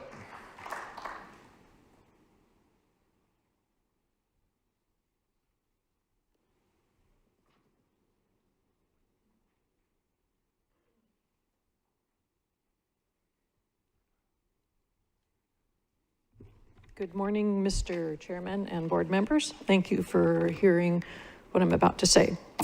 My name is Shannon Garut, and I live within 3/4 of a mile of the proposed solar overlay and hydrogen plant. I'm a retired EMT and firefighter from a small rural district in Washington State, and I was one of the founders of our district. So I was like number 7, my employee number. So I was one of the most highly trained in our department. And I was also the safety officer if I was on scene, as I was the senior safety officer. And if we had a hazmat situation, which the hydrogen is considered a hazardous material, we could not respond to anything other than to keep people away. We had to call in a specialized hazmat team, and the closest one for us was easily 2 hours away if they were available and the weather was good. It could be up to 4 hours. So meanwhile, we would keep people away and Rome would burn. And we all know what happened with the propane explosion here in Kingman.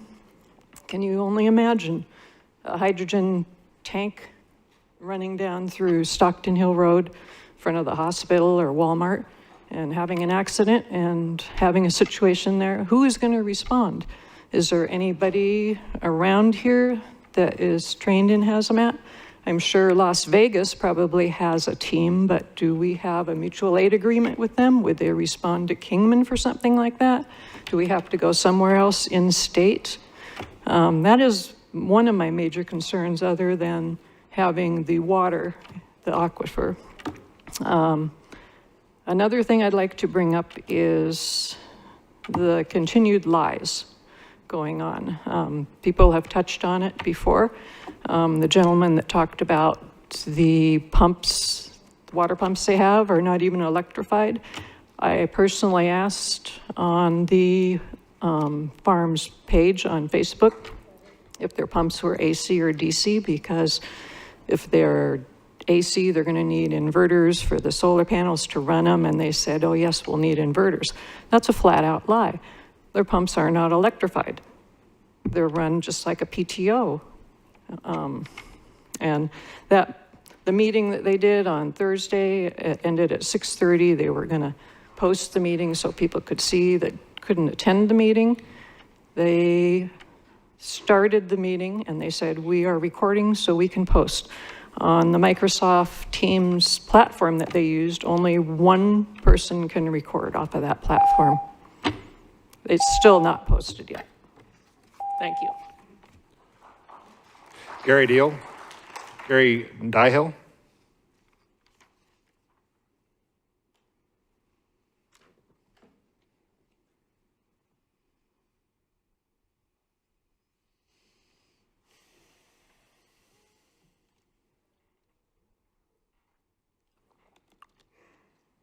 Gary Dial, 12970 North Stockton Hill Road. Thank you, Board of Supervisors. I'm here to say very little other than thank you all who have taken the time to listen to the agricultural history of the project, as well as the desired improvements we need to make. And I look forward to the continued two-way conversations and sharing of facts. And I'm here to answer any questions if needed, as well as my team. Thank you. Terry Olson?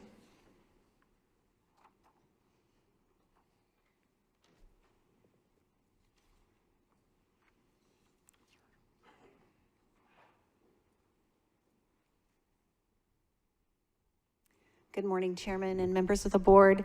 Thank you for this time. My name is Terry Olson. I'm a resident of Mojave County out North Stockton Hill Road, just a couple of miles from the majority of this proposed rezoning, and I am against it. Recent history over the last 60 years has proven over and over what happens when a small group of people with an agenda say it loud enough and long enough to convince everyone else that they are right and we are wrong.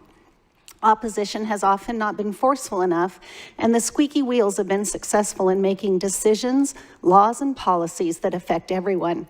In this case, it appears a small special interest group with government money is ready to jump on the so-called green bandwagon, and they expect us to go along with it. It should be strongly evident from the various meetings that I've attended and from the attendance today that we're against this. The silent majority is not willing to be silent any longer. And we thank you for listening to our opinions, which we have already heard that it is being presented that our opinions are not based on facts. But we are the residents of this county. We are the neighbors of these properties, and what they do and what they are proposing directly affects us. You, as the County Board of Supervisors, along with planning and zoning and other county agencies, need to give consideration to the direct impact and the benefits to this county, if there are any. Their communities, their constituents, their residents, their neighbors, they're all important. These people want to convince us that this green energy deal is the way to go. But we know that solar and power, solar energy and wind energy is renewable, but all of the components that go along with them, the batteries, the blades, the panels, these are not renewable products. So what happens to them when they begin to fail? This has been my question all along. It's not just an immediate impact, but long-term for 10, 20 years down the road. If the worst case happens and the water dries up, what are these people gonna do? Are they gonna disassemble everything, pack it onto trucks and haul it out with them when they go? Or are they just gonna walk away and leave us with the fallout and the junk that they're gonna leave in our land? So we will have no water and all of this unusable debris that they leave us with. Thank you for your time. Richard Swineford?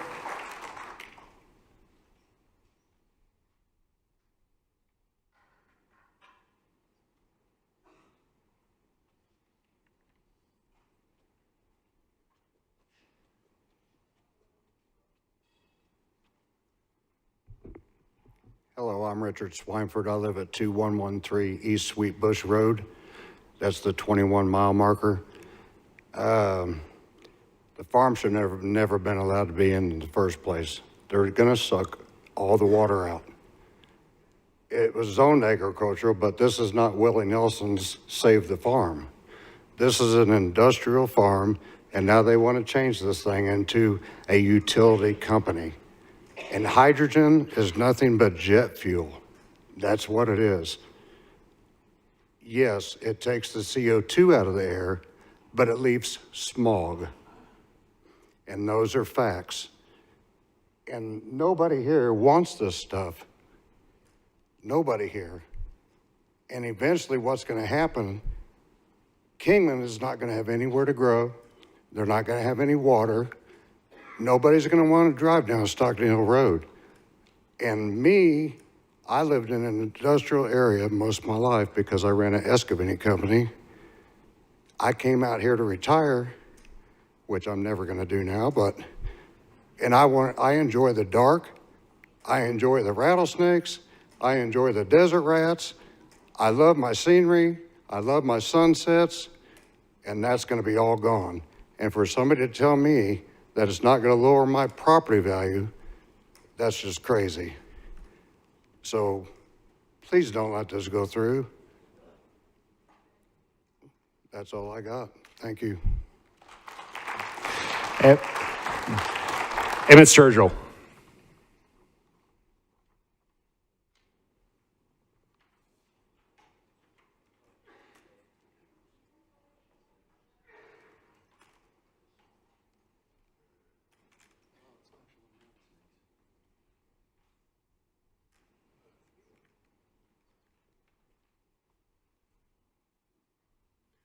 Good morning. My name is Emmett Sturgill.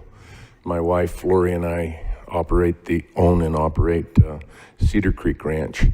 The boundaries of our ranch pretty much surround this proposed project.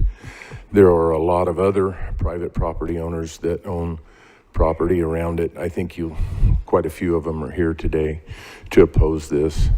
Our ranch normally runs about 500 head of Angus cattle.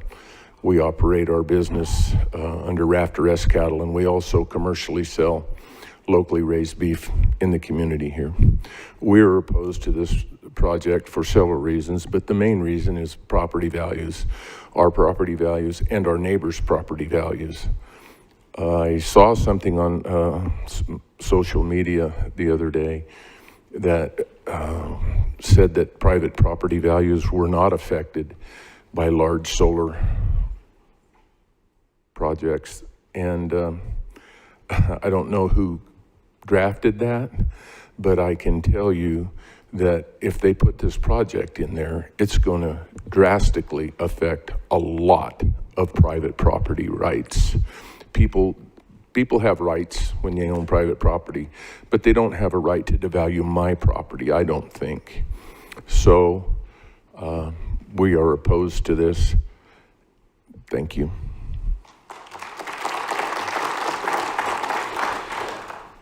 That was the last of our speakers today. I'm going to go ahead and close the open public hearing.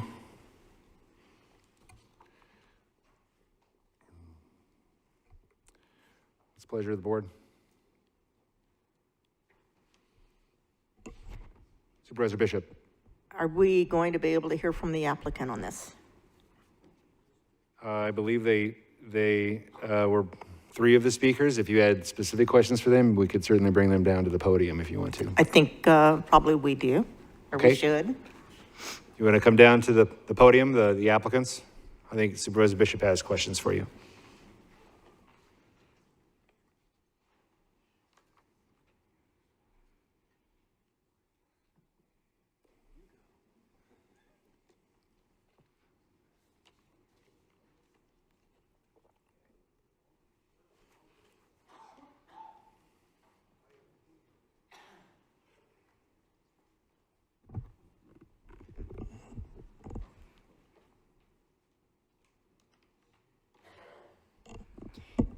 Thank you for coming down and answering some of my questions. I think the first thing that I would like for either one of you to do is to explain the hydrogen process as it relates to the project of the solar farm and how it relates to the hydrogen production, how that is separated out, the hydrogen from the oxygen. Just give us a real simple explanation of what's going on here without all the drama, please. Sure. Thank you, Supervisor.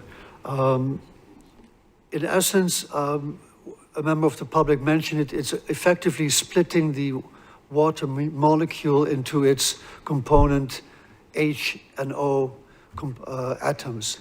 And that's done in ultra pure water. For example, think of it as a container that's filled with water and various stacks. The water is clean, and therefore you need a lot of energy to effectively squeeze the molecules through a whole series of screen doors, at the end of which the hydrogen atom goes left and the oxygen goes right. So that's in a nutshell how it works. And it's called green if you're using zero or non-fossil fuel renewable energy such as wind, or could even be nuclear, but non-fossil fuel power to create the energy that you run through that water basin. That's what it is. There's a little diagram here if you wanted to show this. Okay, thank you. One of the speakers said this was going to produce smog in the Wallapai Valley. That's the first I've heard of that. Dust, not smog. I believe there was a speaker who referenced hydrogen being used for jet fuel, and it produces smog. I'm only aware of, and it producing water when it is converted to energy. Vapor, water vapor. Basically, the usage of the hydrogen reverses the process, and you get energy out one side and water vapor the other. Okay, and how dangerous is hydrogen? How do you plan to store it? And what are the plans for distribution to the farm and also the excess hydrogen? If you could go over that for me, please. As we've now described many times, we're trying to use only solar-powered, produced on-site for the production, if only because there is no alternative. As we mentioned, the grid is not available, Mojave Electric Power is not available, so all we have is sunshine when the sun shines. Therefore, we are looking, and the farm is looking for significantly longer hours of production than when the sun shines, and therefore we need to create more energy that we need to store. Hydrogen is a energy storage medium, very simply put. Now, during the, what's important is you have seasonality in the solar production, meaning in the winter quarter 4, quarter 1 of the year, you produce less because the sun shines less and less intensely. And in the summer months, quarters 2 and 3, you get a lot of sunshine. Now the farm needs to be energized based on their peak summer load demand. And therefore, what will happen is if we need to supply them during the summer, we're going to be too large for their winter needs. And therefore, it's reasonable for a commercial enterprise to be able to generate revenue year-round. That's why that's one of the issues of the rural cooperatives, because they have the same problem. Their customers don't need their power in the winter, but they want to contract for solar that needs revenue the year round. So what we are intending to do is mostly provide energy for the farm where we can, because that's the main mission. We don't have a customer for any other application. We will not, I confirm, not at all store our energy at a cave under the farm. We are looking at above ground hydrogen tanks. They come in different forms, because that's where if you compress the hydrogen by way of cooling it, you actually can move it by truck. And then I would like to draw your attention to the number of propane, diesel, gasoline trucks coming through Kingman. Think about the rail track. That's the busiest railroad in the United States, with a unit train of 100 cars coming through every 8 to 13 minutes. I'm not sure you have considered, as a community, what stuff is actually traipsing through Old Town and New Town of Kingman every 8 or 12 minutes. Just to kind of jump in on the safety part, also commenting that the overall idea is that it's unacceptable for a business, you know, in business terms, to have dormant capacity. And with agriculture, you have that. And so any business, anywhere you would go, if they're able to, they're going to operationalize that dormant capacity, which is what we're doing. You want to speak to safety? Yeah. Because I wanted to refer to the fact that we Could you please speak into the microphone, please? Sure. I want to confirm that we, in late August, reached out to the fire department, Northern Arizona Fire Department, to discuss the project. We got no answer. We were told they would get back to us. That didn't happen. So we did go to Casa Grande and had extensive meetings with the fire marshal, because they are going through an identical process at this very time for a process like ours, same equipment that has been approved by the city of Casa Grande, and is now going through all of the the safety permitting process, such as we would go through with you in a building permit process. It's all based globally on the international Fire Code 2018, which has been adopted by Arizona and applies to us, but every fire department as well. And we are extremely keen to create a state-of-the-art safe project, because that's all we need to do. And therefore, we are very keen to even pay for and support the county in participating in the globally available and DOE-supported training programs, so that your building permit process actually knows what they need to be looking for, so that the fire department can get the proper training in the next 3 years, while this project might move forward through development and eventually construction. And therefore, we want to train you guys. We want it to be safe, because nothing is worse than an accident, because you don't recover from those, even reputationally. So we're completely on board in funding and supporting the county, that you know what you're looking for.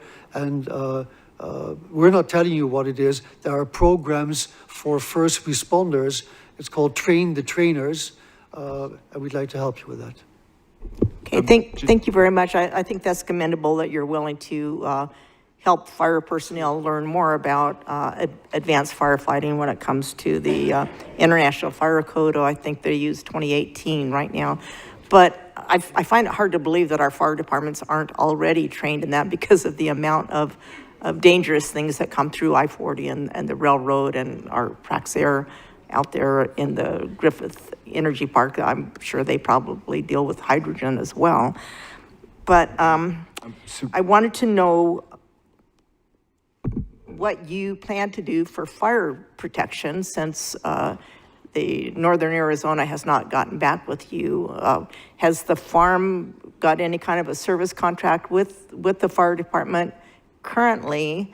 And if not, what are your plans going forward to get fire protection out there? Thank you for the question. What's happened before and what happens frequently is that if you're out of the service territory of a local fire department, you could actually contract, because it typically is about money. They just don't have the money and the resource to go out there, because it might require one more firefighter.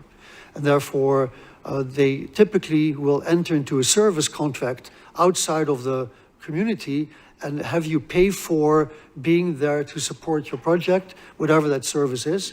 We had the same when we were looking at the project near the prison last year. We had some fire departments that were out of range. In fact, even the prison, I believe, is paying a service fee for the Golden Valley Fire Department, because they're out of range, but they're paying for it. We would be doing the same with whomever is willing to, based on a contract, support us. And I agree with you, there's nothing special about hydrogen. One of the most important things, unlike lithium-ion batteries that people talk about a lot, is that water is the main protective agent, if you will, to protect any hazardous event at a hydrogen plant. And therefore, the one thing that they always want is, can we secure there's water near the hydrogen storage above ground in case of an emergency? And the good news is, at least from our point of view and the farm, that if there's one thing that they have a lot of, is water at large volumes that we can use near the hydrogen plant, just as we're also delivering, the farm is delivering large amounts of daily water to rancher Emmett Sturgill, free of charge, to support his operation. So it would be something similar. We would deliver water right next to the plant, so that the one thing that a firefighter needs is right available on location when minutes count, and to keep them safe. We're very concerned about that. Okay, that's good to know. And you mentioned Mr. Sturgill, that he gets water currently from the farm. Is that a profitable arrangement that you have with? No, ma'am. We are our Supervisor Bishop. He's our neighbor, and we allow him to come by and get water that we pump. It's, I guess, a neighborly courtesy. Okay, since you brought up the ranch, and then they're one of the proponents for opposition to this, How does Mr. Sturgill operate his ranch in connection with the farm? Are there arrangements for him to graze his cattle on your land, or is there arrangement to for the cattle to transition from one grazing area to another currently or in the future? Yes, Supervisor Bishop. There's no signed arrangement with him. Our land is open for him and his cattle to graze on, and which they do. Hopefully you'll call up Mr. Sturgill to answer that question himself. I would like to do that after I'm finished with these two gentlemen, if you please. Thank you. Kind of lost my train of thought here. So the amount of property that you're asking for the rezone for the solar overlay is like 12,000 acres. Is that absolutely necessary? Could that be reduced, perhaps? Thank you, Supervisor. In fact, I want to claim mea culpa here. The reason why we asked for the entirety of the farm was that we did that as a project developer, if you will. We cannot prejudge where the farm in the future is going to grow something.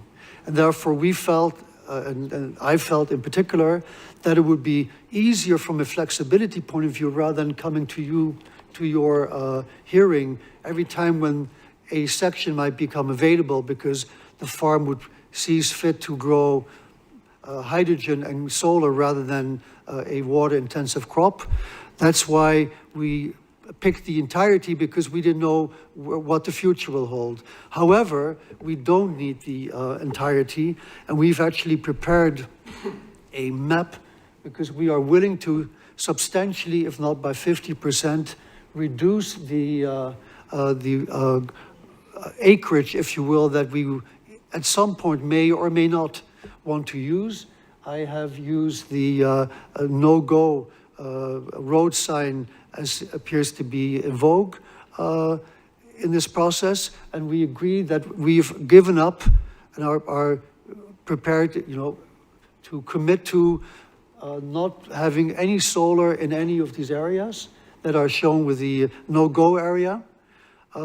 We are also mindful of Mr. Emmett's needs to move his cattle across the valley, that we could create call it a safe passage area such that his cattle can come from his ranch house, cross the solar area and make its way into the valley.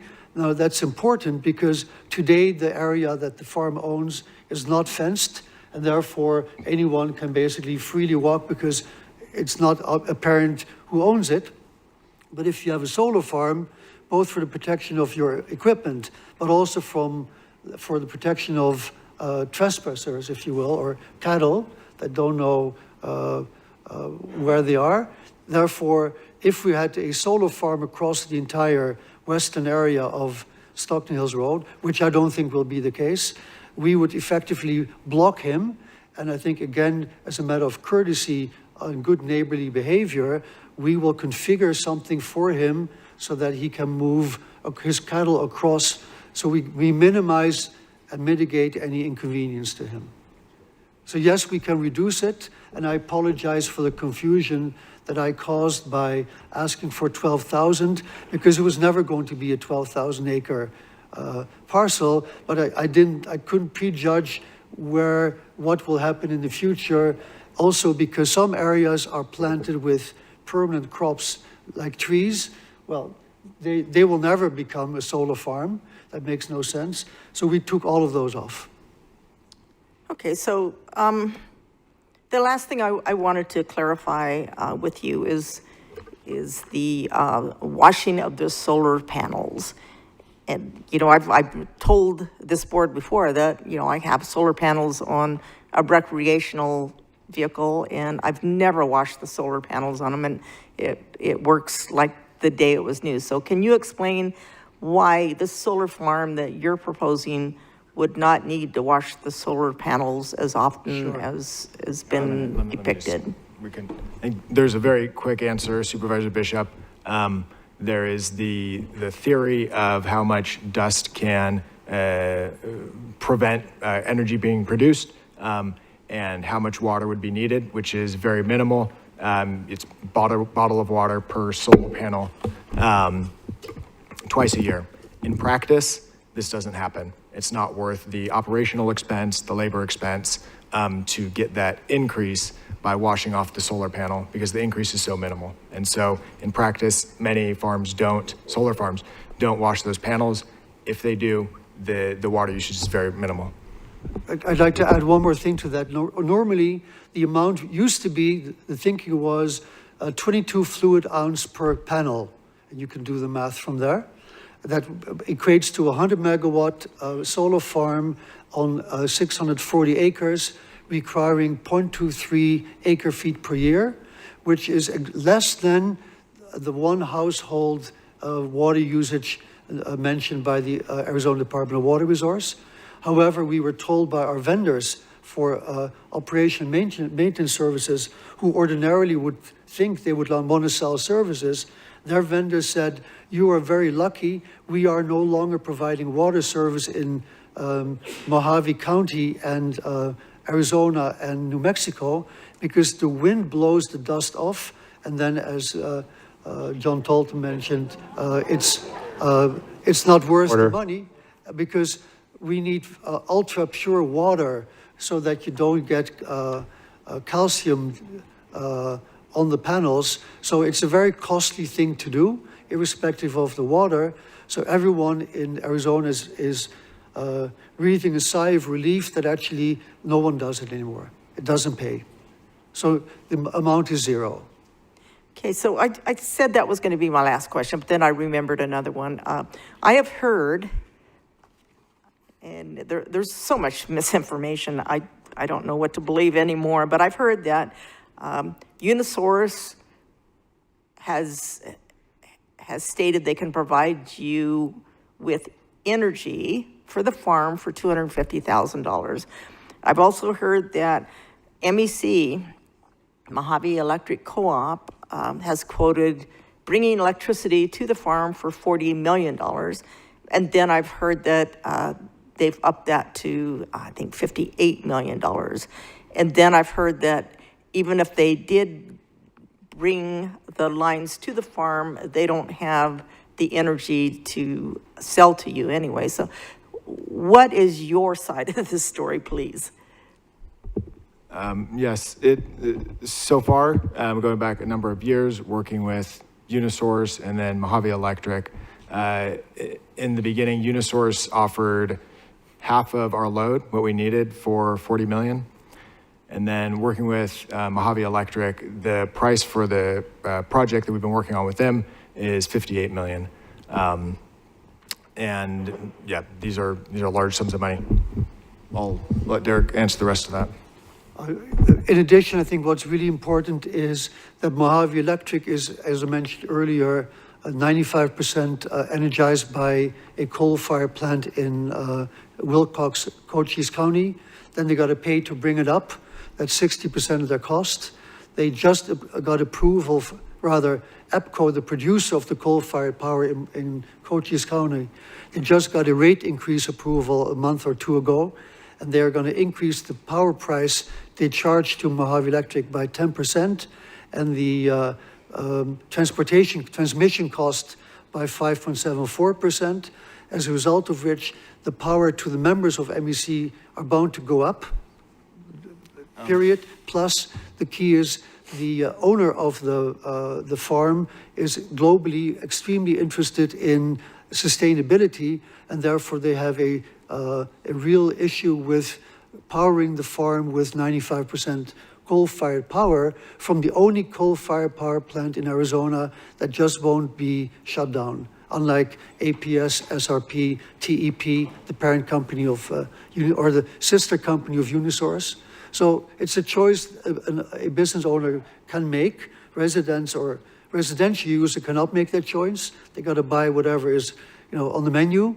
But for the farm, they would much rather have self-generated green power on site than have to pay a lot of money for, and increasing money for the kind of power that they don't want, fossil fuel power. Yeah, and additionally on that, I think one of the important things, there's the sustainability aspect. You know, we are definitely not against fossil fuels. We know that they are needed in many areas. There's no way around that. We do want to push for sustainability and healthy farming habits. With electrification plans, Unisource or MEC, or even if we were to do natural gas, we would have to pay rates. So after we pay for that build, we'd be paying in perpetuity every year for our energy costs. With this project, you know, with solar, you build it and then you're able to get that energy, you know, for free or the cost of the sun. And so that's a key thing not being, I think, factored in here is what those additional costs end up being each year for the electricity. It's a little bit like buying a razor blade. They give you the blade or the razor, and then they want you to pay for the blades every month or every, in our case, not very often, but. Okay, gentlemen, that concludes my questions. Thank you. The other board members have questions. I'm gonna make a motion. I'm gonna explain why I'm making the motion. If I get a second, I'll open it up to additional discussion. But Chairman Lingenfelter, could we hear from Emmett? I'm gonna make a motion, and if I get a second, I'll open it up to additional discussion. Okay. Thank you. Just to let everybody know, those of us that have lived here for a long time, I've heard a lot of questions about why these farms were allowed in the area. And just so everybody understands, this Board of Supervisors doesn't have a regulatory authority for land use. ARS 11812 says if you own 5 or more contiguous acres, that this Board of Supervisor or no Board of Supervisors in Arizona has a land use approval. Typically, if you have a residential, a commercial, or an industrial project that you want to do, you have to go through and get either a planning and zoning approval recommendation or denial recommendation, and then it comes to a board for the actual approval or denial. That statute says that these farms have been able to just come in, purchase land, and farm it, and then there's no regulatory approval. So hopefully that answers that question. One of the speakers mentioned the INA, the Irrigation on Expansion Area, that was established by the Arizona Department of Water Resources in December of 2022. Under that INA, it is being appealed right now. Mojave County or the city of Kingman, none of the local or regional government agencies are involved with that process. That INA appeal process happens strictly at the state level, so we're watching how that pans out, just like everybody else is. But under the INA, which exists today, those farms are not allowed to expand and farm any additional acres unless they can demonstrate to Arizona Department of Water Resources something called substantial capital investment, and that is on a case-by-case basis. So the farms that are here now, they're farming what the acreage that they have now. They cannot expand without an approval, substantial capital investment from ADWR. We've seen the Planning and Zoning Commission recommend denial by unanimous vote.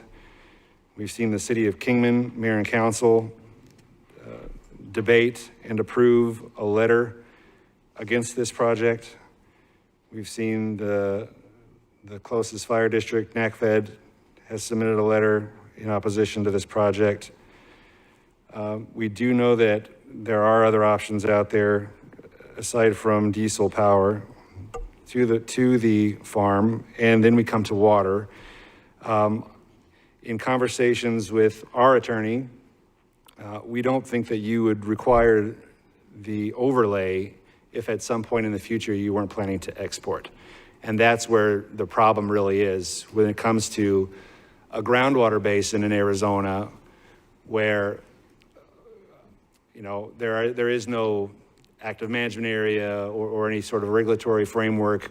You know, you have these large farms that are being able to come in, and it's perfectly legal for you guys to do that, to come in, purchase property, farm as much as you want until the INA was established, and then at the same time, you're allowed to drill as many wells as you want, as large as you want, pump as much water as you want. And those two things have kind of been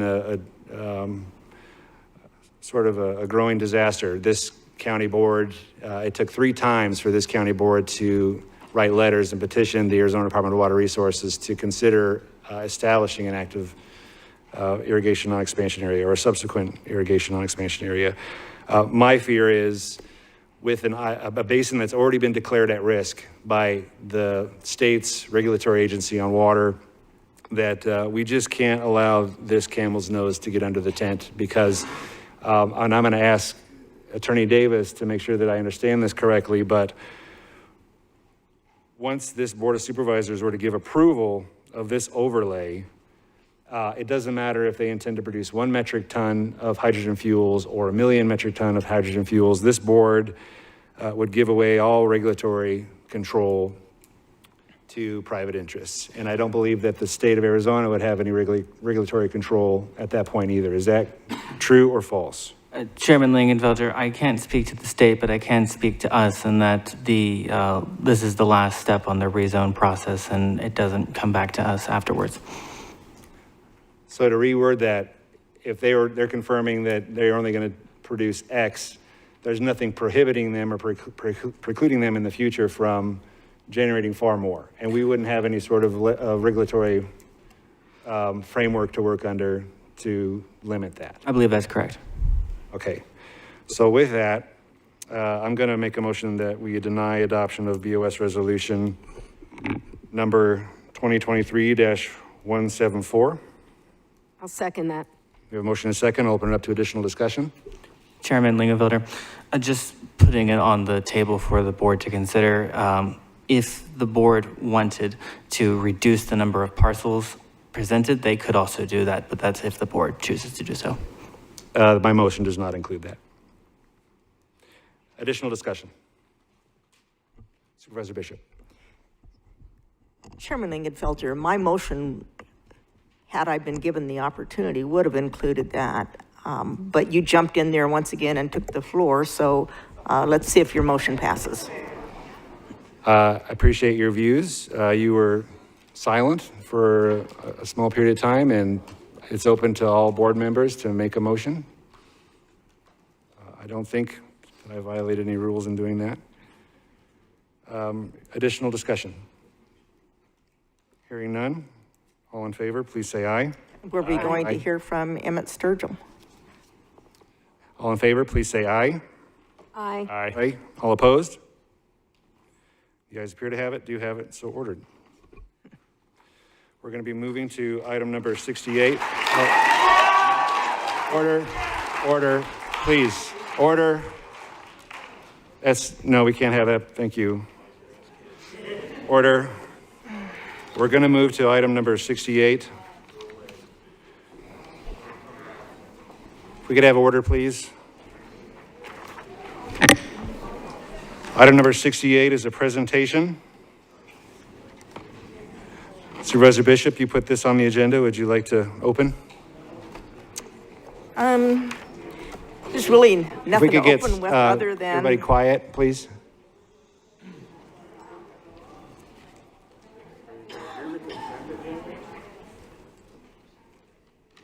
Perhaps we can take a 5-minute break while the auditorium clears. That's a good idea. We'll take a 5-minute break, recess for 5 minutes. Thank you.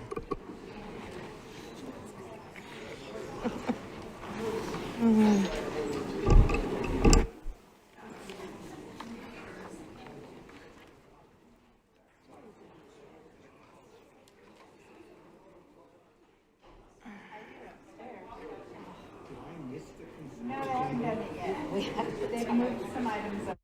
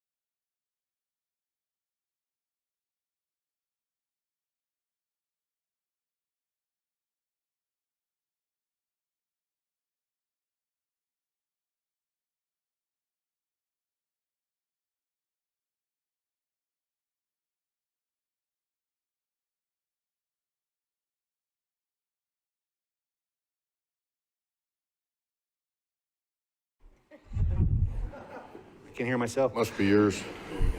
All right, we're going to call the meeting back to order. Item number 68 is a presentation. Supervisor Bishop, do you want to open?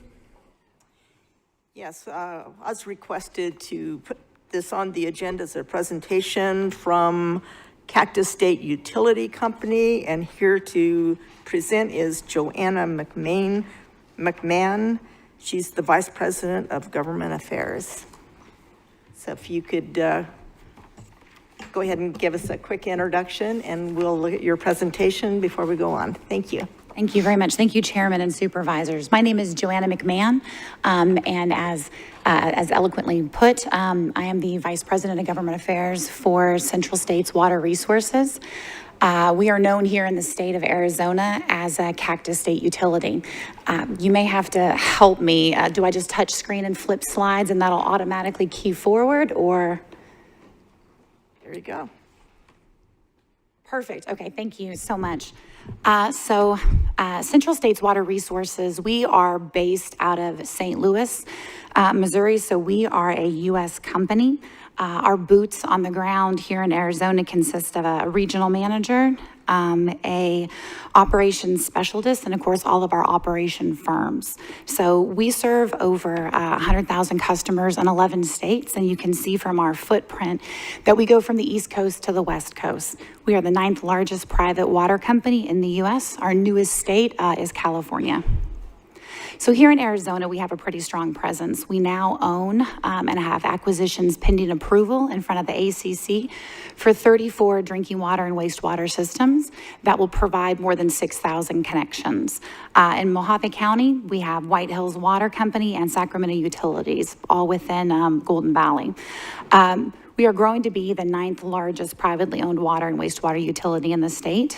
But our company is hyper-focused on rural communities and helping those rural communities grow.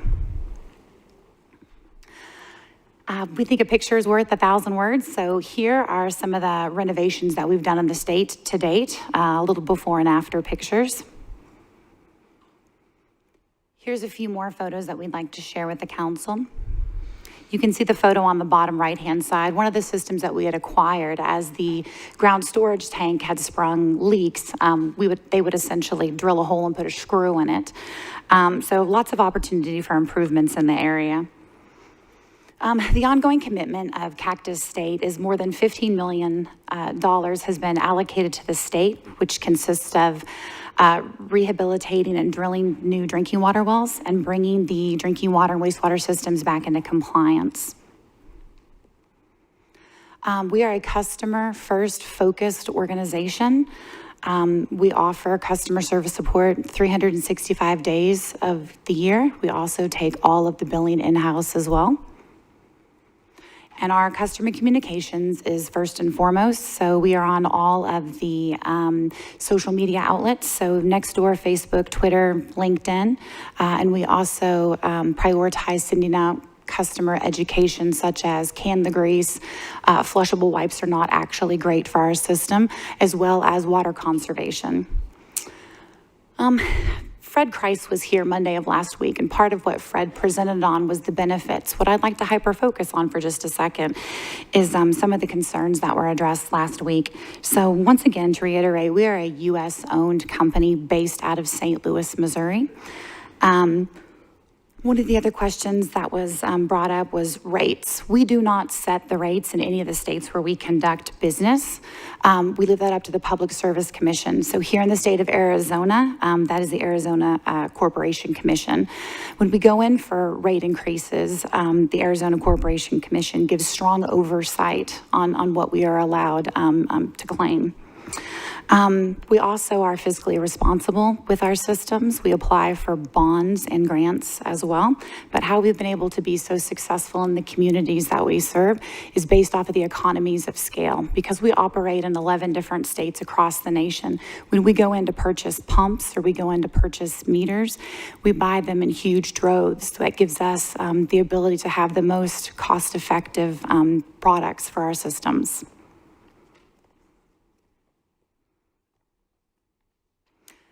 So as the slide dictates, water is life. some of the benefits that Fred highlighted on last time, I'd like to reiterate. So the alleviation of liability associated with the non-compliance of the systems. We are also able to find and vet certified staff that 9 times out of 10 comes right out of the local communities. So it is your residents that we will look at to be able to help fill some of these positions. We also have boundless resources to support in achieving the compliance and the reinvestment of the assets. So if you would like, I'm happy to stay around and answer any additional questions that you might have from our company. Thank you. Questions for the presenter? I have a question, Mr. Chairman. Supervisor Johnson. What is the actual number of pumps in a drove? Pumps and droves was the actual number of how many we order. Yeah, I was just curious. So forgive me, I might have skipped over this. So our company, our company owns and operates over 900 drinking water and wastewater systems. So with the redundancy that we like to have in our systems, when we go in and order pumps, we have face-to-face conversations with entities such as Gould, Flight, but we've also partnered with entities such as Corin, Maine, which is known from the East Coast to the West Coast of being a provider of all things equipment, electrical-wise, for drinking water and wastewater systems. So when we go in to purchase pumps, we try to purchase them in bulk. So forgive me on the droves, it should have been bulk. Other questions? Supervisor Bishop. Thank you for coming and giving the presentation. Again, we had a town hall and we saw the presentation then, but a lot of people here today were not at that town hall. So I'm hearing rumors and social media posts that you are also considering buying other water departments in Mojave County. Is that true or is that not? So we are. So we have active discussions with non-compliant entities on the possibility of, if they choose to no longer be in the drinking water or wastewater business, we have those conversations to see if we're able to allocate resources and acquire them. Okay, is Valley Pioneer Water Company, which is in the same valley as the one that we're talking about today, the Golden Valley Improvement District, is that on your list of water departments that you'd like to obtain? You'll have to forgive me. I don't have that information directly in front of me, but if they have a history of non-compliance, then we would be very interested in having a conversation with them. Okay, and just for the audience, can you explain what that means, non-compliance? I'm sorry, say that last part again. What does that mean, non-compliance? So non-compliance is, so with drinking water systems and wastewater systems, your wastewater systems come with an NPDES permit. And what that NPDES permit dictates is the quality of water you're allowed to discharge to the nation's waters. And if it is a non-discharging system, if you're replenishing aquifers, it dictates the quality of the water as well as to what you're allowed to discharge. So when you are in non-compliance with wastewater, let's say, you would have high ammonia counts, you would have high BOD, TSS, nitrates, nitrites, all of which can impact the receiving streams in the aquatic life. With regards to the drinking water systems, you're required to monitor the total chlorine residual in your system, which essentially is the disinfectant in the system. Water has a life of it, of how long the quality is good for, as well as back T hits. And so if you have had back T hits or low residuals or repetitive boil water events triggered by pressure issues in the system, as well as non-compliance on your wastewater system for going outside any of those parameters I talked about earlier, you would have been flagged for a non-compliance event on your system. After you have so many events of non-compliance, typically the state comes after the system to have conversations about monetary violations, essentially, to where you would have to pay fines for the violations that you've had. Okay, so that's what we typically step in and help with. To your knowledge, has the GVID water district been considered non-compliant? I do not have those numbers in front of me. I hate to speak definitively, but what I would like to say is that if we have had conversations with them, they are either in an area to where they do not have the capital to reinvest in the infrastructure, so they're looking at selling their utility, or they have had non-compliance and are either having issues with having staff or with the infrastructure upgrades that we've talked about, that they would have had non-compliance. So it is either that they are on the cusp of it or that they have had it. Okay, thank you. That's all I have. Any other questions? I just have one question.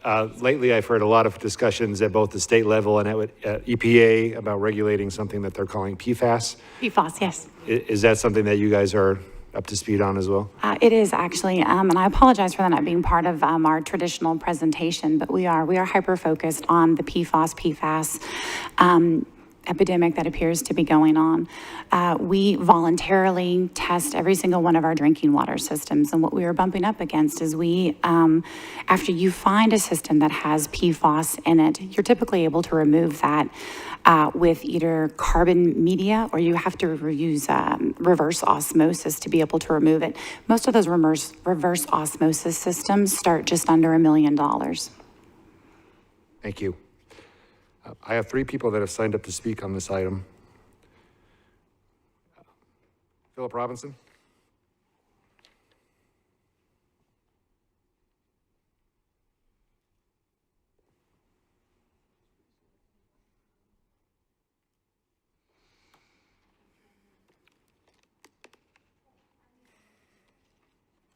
Afternoon. Name is Philip Robinson. I still have some concerns on selling this GVID. Excuse me. I don't know how they're going to bill us. I don't know if they're going to be the same. Are they going to reduce our water rates? Because I live out of district. Are you going to do the same as the board? Or I mean, GVID? Are they going to charge us more than in district? And I have to haul my own water? Can you hear me? Yeah, if you would just speak into the microphone and then direct your comments to the board. Thank you. Again. I'm still concerned on a couple of things. I did find out the county did sell one of our generators. We're supposed to have 3. Now I want to know why it was sold. I'm also been told that the county sold one of our tanks. We need to keep on Pioneer. topic, Mr. Chair. Yeah, if you could just keep your comments focused on the item, if you would. Okay. That'd be for the other one.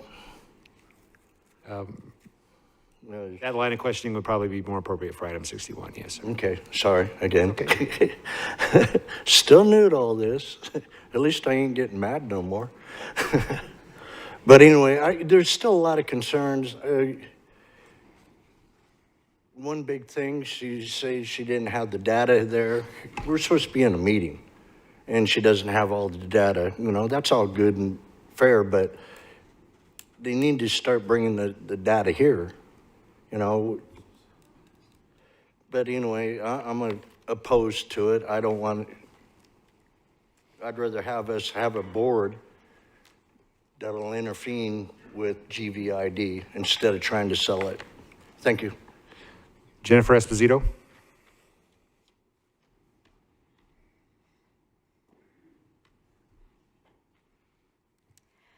Jennifer Esposito, Kingman, property owner, qualified elector in the Golden Valley Improvement District.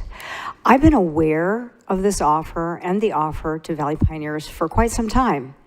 So I've kind of been sitting back and waiting to see when the board would be forthcoming that this offer was on the table. It's my understanding there is no monetary dollar amount or anything at this point. It's just an investigative sort of, hey, we're kind of interested, you know, what do you want to do with this thing? I also want to say that I think it was extremely unfair to the people who attended the town hall and to Cactus UOC that they were only allowed a few minutes of time to make their presentation, not answer questions, and that it was nice of them to come back again today. I'm aware that Cactus UOC purchased the Q Mountain Subdivision Water Works in Quartzsite, where I'm proud to say I lived for quite a few years and ran a newspaper, so I'm very familiar with that system. They also purchased one in Siloam. This took place, I think, about a year ago.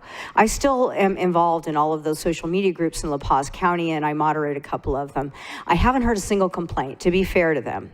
Now, I know there is some concerns about Cactus having some bad reviews online, but in all fairness, again, most people don't get on Yelp or something and say, I just love my utility company because nothing ever goes wrong. They get on there and complain because they say, oh my gosh, I turned on the tap and brown water came out, but you know, that's happened to us in Kingman as well. I'm neither for nor against this proposal at this time because we really don't know what this proposal is. And that's part of the issue. It's unfortunate that all of you couldn't have been at the town hall. I don't believe that some of you were even made aware that the town hall happened until after it happened, even though all 5 of you sit on the board for Golden Valley Improvement District. But what I would like to say is those of us who are stakeholders in the GVID should be the ones to make this decision, not the 5 of you who don't own property in GVID or live in GVID. And that's kind of been the problem all along.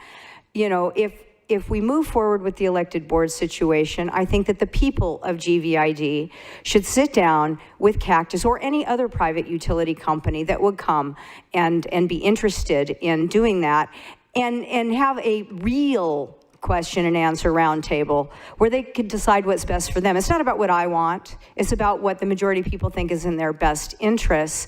And so, like I said, I don't think we have enough information. It was nice of them to come back.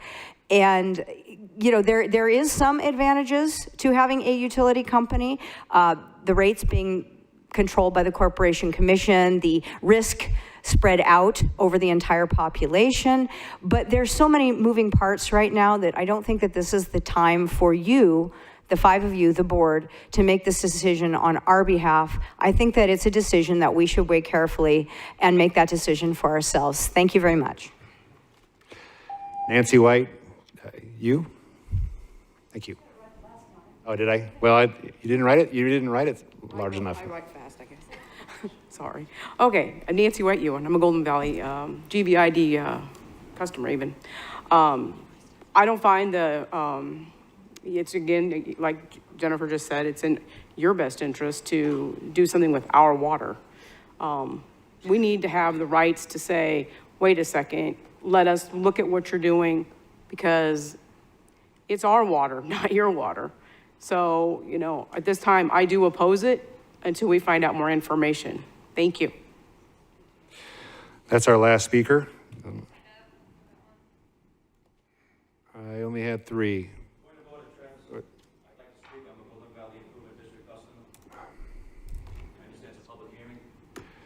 Do you want to speak on the presentation or do you want to speak on item number 61, which is actually the public hearing? Whatever's convenient for you, sir. Okay, let's, do you want to speak on the presentation, ma'am, or do you want to speak on the, all right, come on down. Please state your name.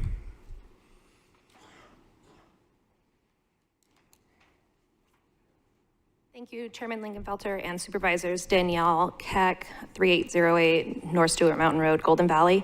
I am asking that you don't take any action after the presentation with Central State Water Resources. I don't think it's fair to add this into the mix with the situation at hand on the vote that you guys will be voting on today to convert GVID to a domestic board. And I did send in some questions to the county attorney, but I've yet to hear back from him on them.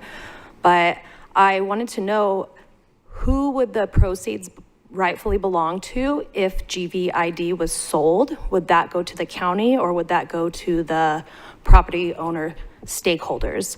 And I just don't feel like there's enough information. Would there be a local office from Cactus State Resources? Why do they have so many bad reviews? What is the offer? And I just feel like this is a decision that should be left to a domestic board. So I'm asking you to please not take any action on it. Thank you. That's our last speaker. The end of this item is written, direct staff to take any associated action the board deems appropriate. Supervisor Bishop, did you have something in mind? No, I did not. Okay. With that.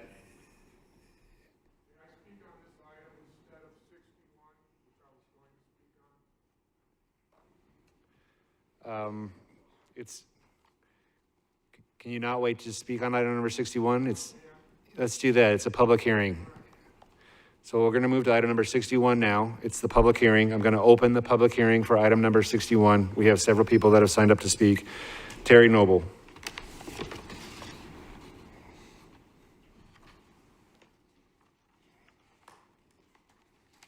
Good afternoon, supervisors. My name is Terry Noble. I'm a resident of Golden Valley. And on this matter, on the surface, I am opposed to going public with this. I am very new to water haul, but I am not new to managing a water system. I did one in Washington State for almost 10 years, and it was the absolute thorn in my side. And so my concern with this is, how are you really going to who's going to oversee how this is managed? My neighbor worked for a public utility district, which we were taxed on, had zero benefit. And then, like every company, industry, whatever it is, when you start working inside, you see really all the minutiae. And this particular public utility district was so corrupt that the operators would actually disrupt the service, over-chlorinate, just so that the bells and alarms would go off so that they could get overtime. But unless you're inside, you don't understand these things.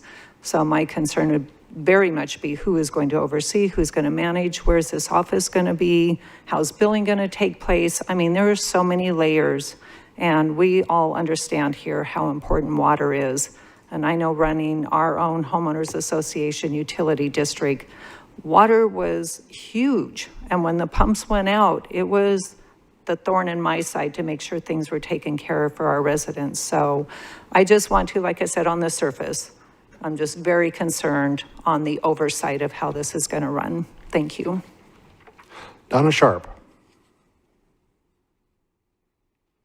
Donna Sharp.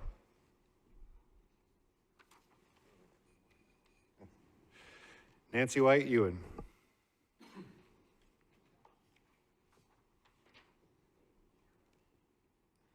I have to agree, Nancy White Ewan, I'm from Golden Valley. I have to agree, there are a lot of concerns, and I know it's going to be a process. So, but include us in that process. And so I would just soon not sell our water to somebody else and let us just take it ourselves. And we'll have to just find who we can find, and hopefully we can find some good people to take it over. So, because I don't want you guys selling it. So thank you for your time. Stephen Pistorino. Stephen Pistorino. Nope. Beverly Paul.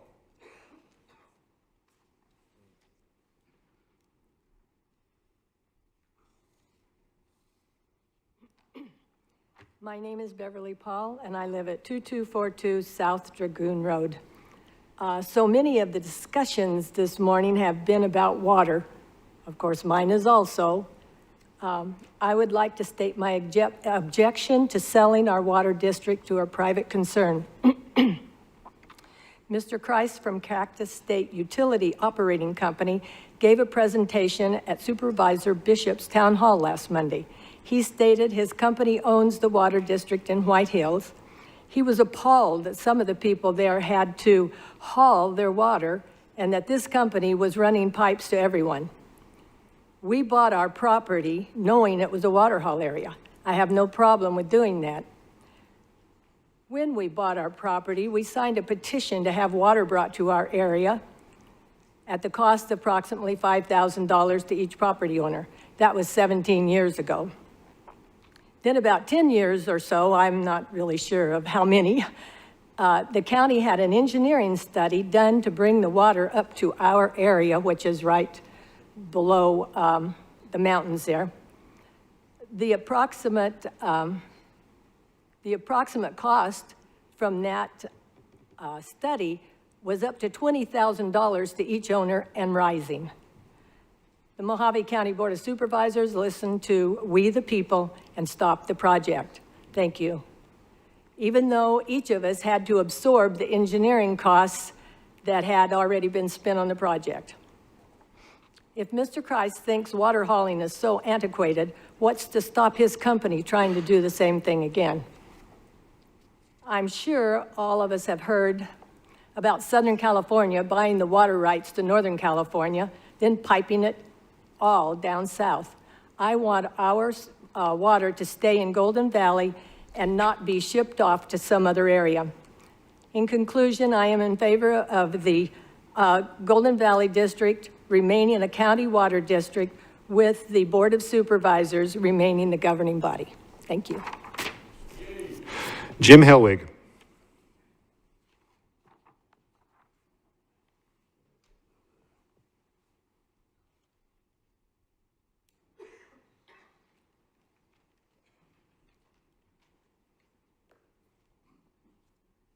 Well, good afternoon, everyone.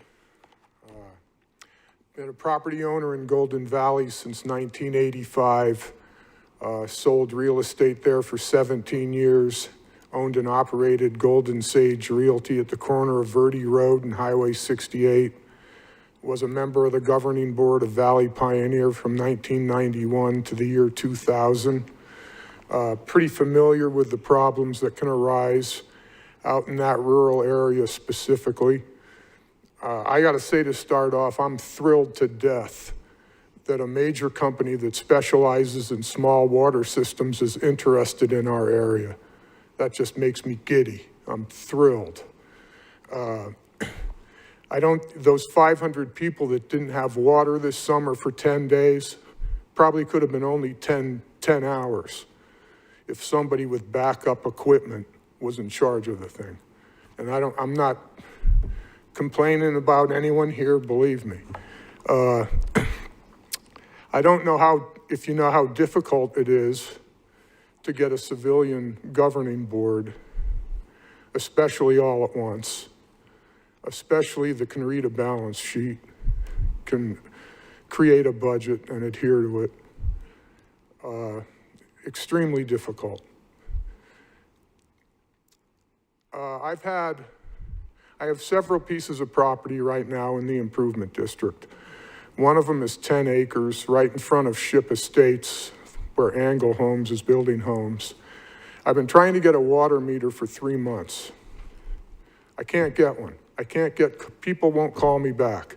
I'm like, here, let me give you my money, please. I want to give you my money so you can sell some product. Nothing. So, boy, what an opportunity. That's all I got, thanks. Could you please state your name for the record, sir? Thank you. Yes, Jim Hellwig. Thank you, sir. H-E-L-W-I-G. Thank you. Tyler Engel.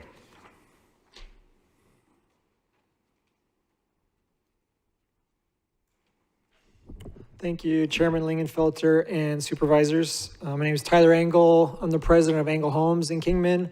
I think we're the largest home builder in Mojave County, and I think the largest or maybe second largest landowner within the improvement district now. And I'm opposed to the county electing a board of the citizens. I feel like that would be a downgrade and a huge risk to the district.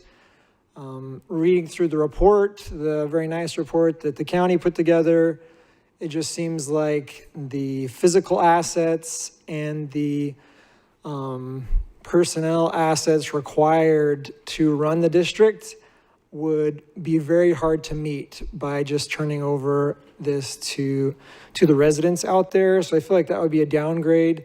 I am supportive long-term and carefully looking at the private water companies. I think the Arizona Corporation Commission is the best long-term avenue and route to get to because that's what they do, right? They control utilities, they can have discussions and control changing the rates happens much slower and have a lot more rules that would be in play to manage any private utility that might own it. So I don't know if it's Cactus or somebody else, but I feel like the Board of Supervisors would be the correct people to open up for offers or discussions with the private water companies and eventually move that route to get it turned over to them. They're in the business of doing this. They have the experts. Cactus, for instance, has a 24-hour hotline. They have 24-hour monitoring of every pump and the systems, and it would just be an upgrade from what we currently have. So I do think long-term, that's the best case for the improvement district. Also, I sat on the county's affordable housing panel, and study that was done earlier in the year was very nicely done. But this area and this improvement district is a big part of the results of that study. This is a place where affordable housing can be built. And so to achieve those means, you need to have a district and an organization and structure in place that could service additional houses that could be built. And I agree that I feel like Golden Valley is a place that can service Bullhead and Kingman with affordable housing, but we need the infrastructure, and this improvement district is key to that. Thanks. Danielle Oley.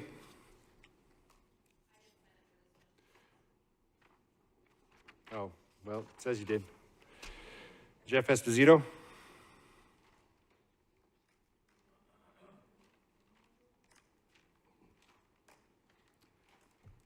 Jeff Esposito, Kingman. My wife owns property in the GVID area, and I have a property lien in the district, so I do have a vested interest in the outcome of anything. I'm in favor of transitioning the GVID to an elected board, but not adverse to a private company owning the system in the future for various beneficial reasons. But any transition must be done in an orderly fashion, precise manner, and an unhurried procedure, because this is very intricate. The water system is too important to rush through any transition or procedure. There is a potential for the district to thrive in the future.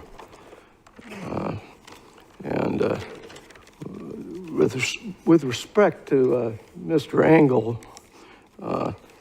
Golden Valley really doesn't like those little houses. They like big lots. William Paul.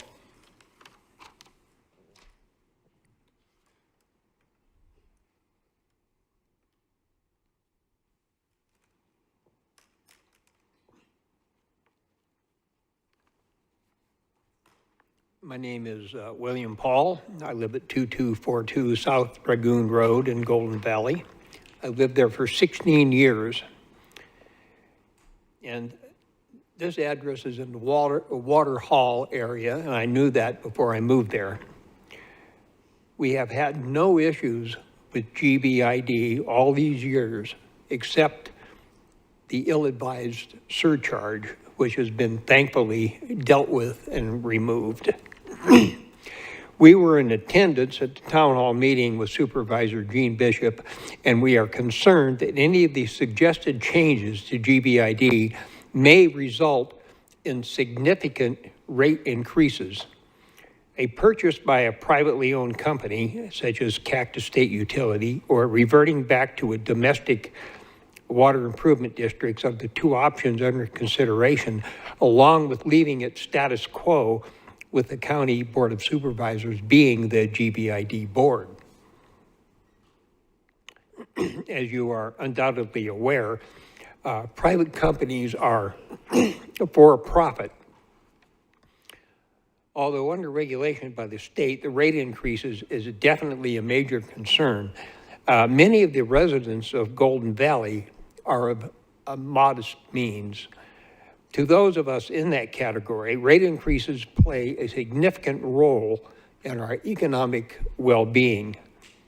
Regarding the allegation that Mr. Chris of CSWR, the Cactus State Water Resources, made that they, quote, never increase rates, I have no faith in that statement. for-profit companies do not work that way. In addressing a possible purchase by CSWR, I would have a few questions. Why would CSWR or any similar entity buy, who would they buy GBID from? From the county or from the customers? Who would get the proceeds from the sale? Would the property, both real and personal property, be transferred to and purchased?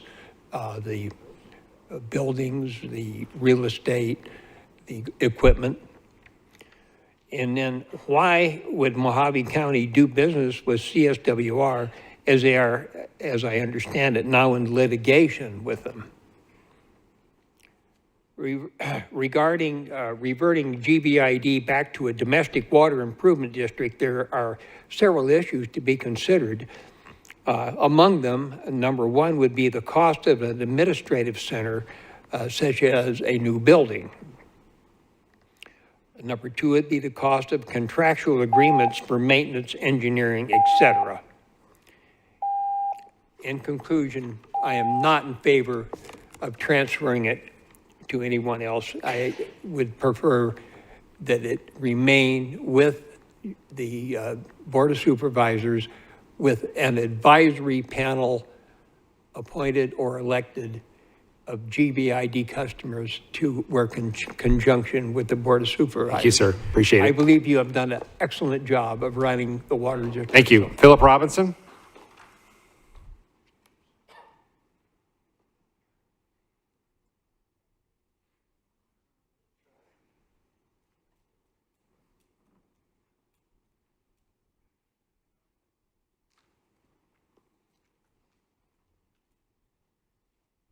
Philip Robinson, afternoon, y'all.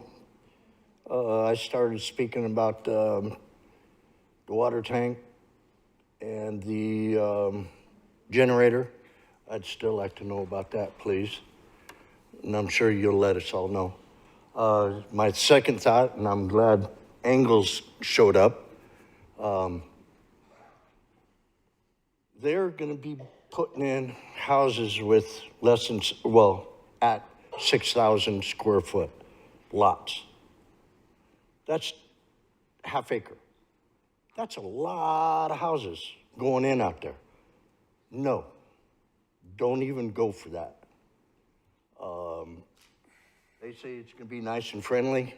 No, they're not. You can get on Yeah, it's social kind of off media. topic, sir. If you could just keep it on the, Again, I'm off topic, huh? this isn't about Angle Homes. This is about the water district turning into a domestic in water. a way it is, because it's stealing our water.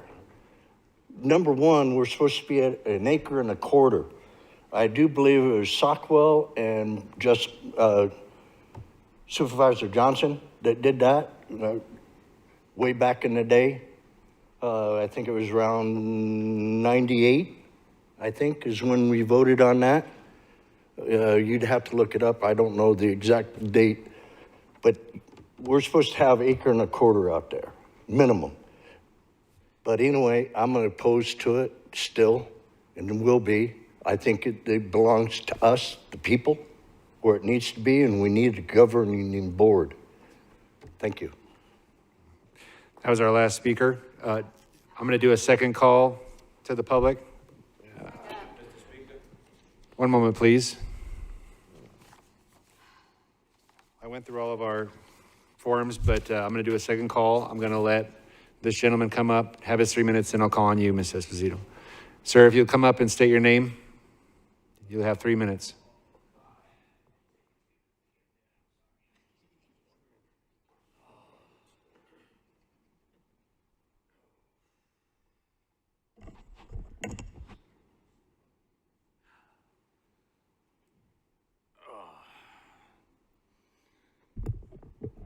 Thank you, Mr. Chairman. Patrick Stone, Golden Valley resident. I have 5 water meters.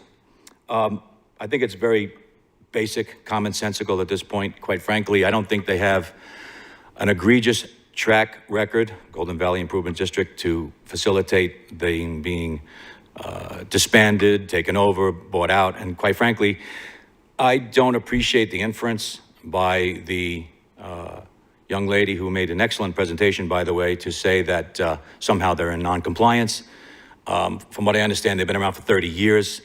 This most recent thing that had transpired with regard to the extra service charge, certainly that has been addressed by the fine men and women here on the board.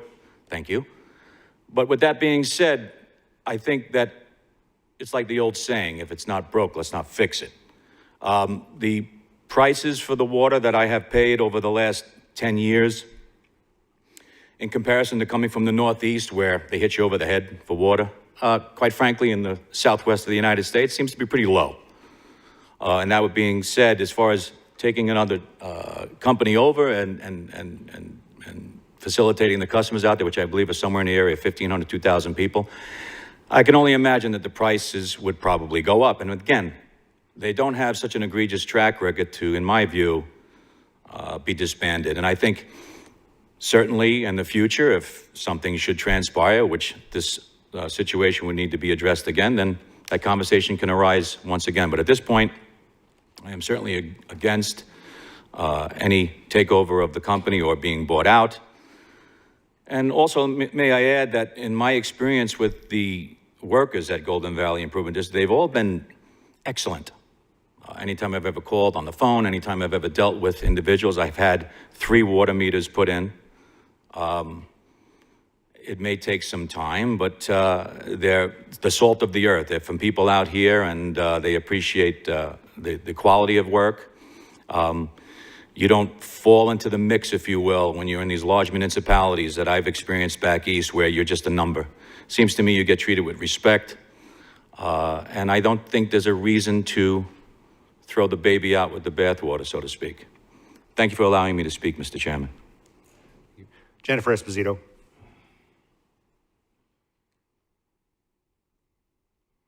Thank you, Jennifer Esposito, GVID property owner and qualified elector. I am absolutely 100% in favor of turning this over to a domestic water district with a board who will meet in Golden Valley, who will have an office in Golden Valley, who will be directly accountable to their neighbors in the district and who have skin in the game.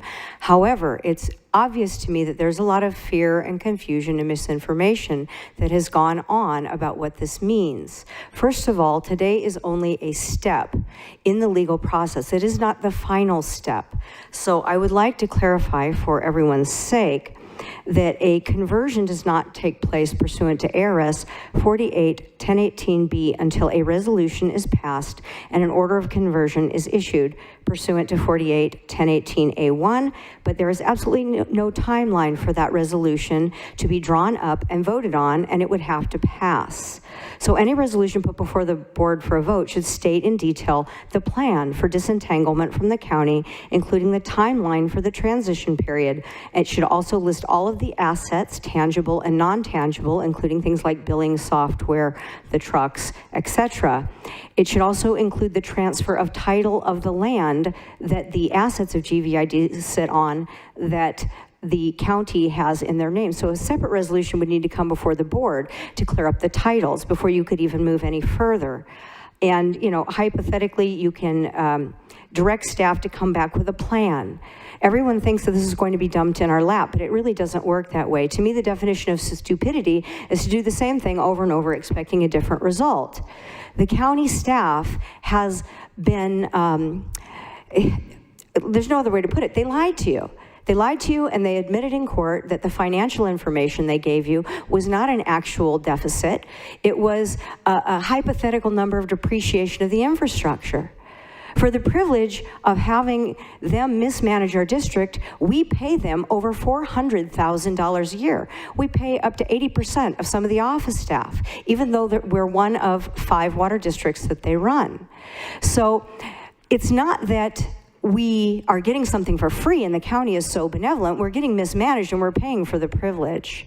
If we had a private board, that board would be free to negotiate a contract with the county to maintain some or all of the services for 6 months, a year, renewable. They could be free to negotiate with Valley Pioneers Maybe Bobby would give us a better rate than over $400,000 a year. Then they could handle the billing, they could handle the maintenance.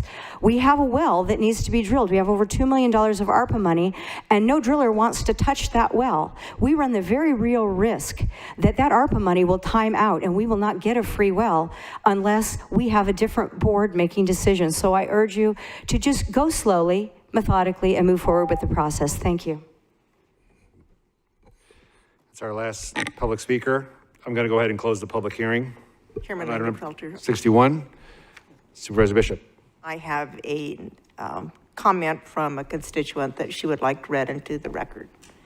This is from Lisa McDonald, lives on Elgin in Golden Valley. She writes, I'd like it publicly noted, I do not support turning GVID over to a private company. I believe it is a huge mistake for communities to turn their water supplies and other utilities over to non-local entities.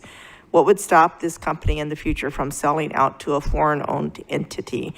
Personally, while there have been some gremlins related to age and unfortunate circumstance, I believe the county is the best suited to maintain control of GVD at this point. The county has ADQ qualified people and those with the experience to run it. Appointing a board, etc., creates, to me, an unnecessary mess. Then there are people who aren't even in GVID water users stirring the pot. I am a GVID water user. Sincerely, Lisa McDonald. Thank you.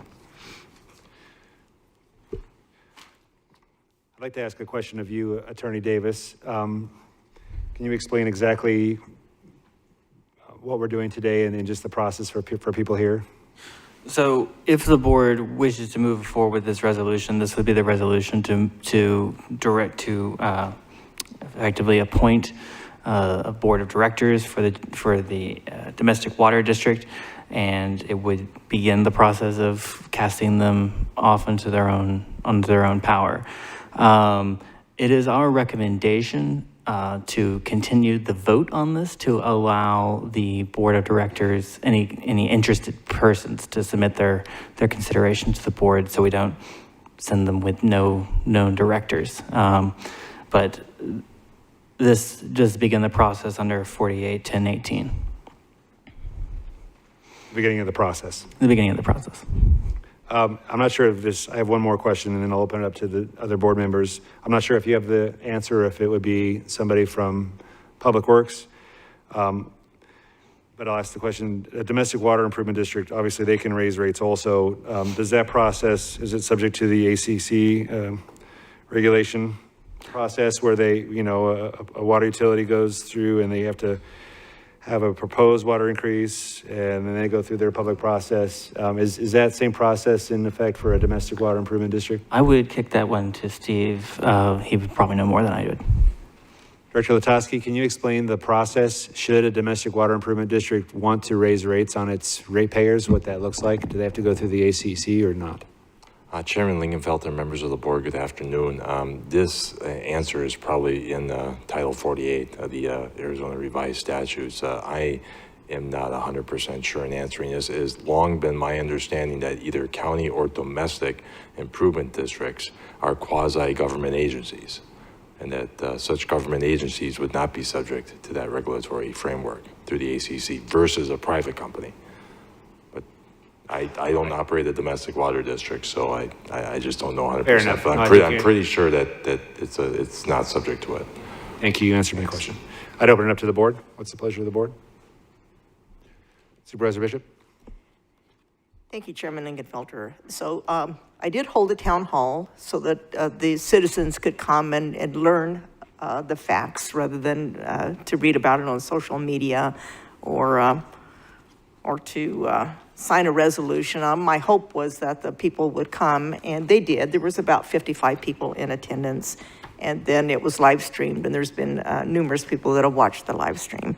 So we have three options in front of us today. We can turn this over to go forward with selling this to a private company, the Cactus Water Utility Company. We can leave things as they are leaving this Board of Supervisors as the Board of Directors for GBID, or we can make a motion to continue this until the next meeting and request letters of interest be submitted by GBID qualified electors that would like to sit on the Board of Directors. It would be at this meeting that we would, I believe, decide whether or not we want the Board of Directors to continue to be 5 as it is now, or we could reduce it to 3, and that's per statute. So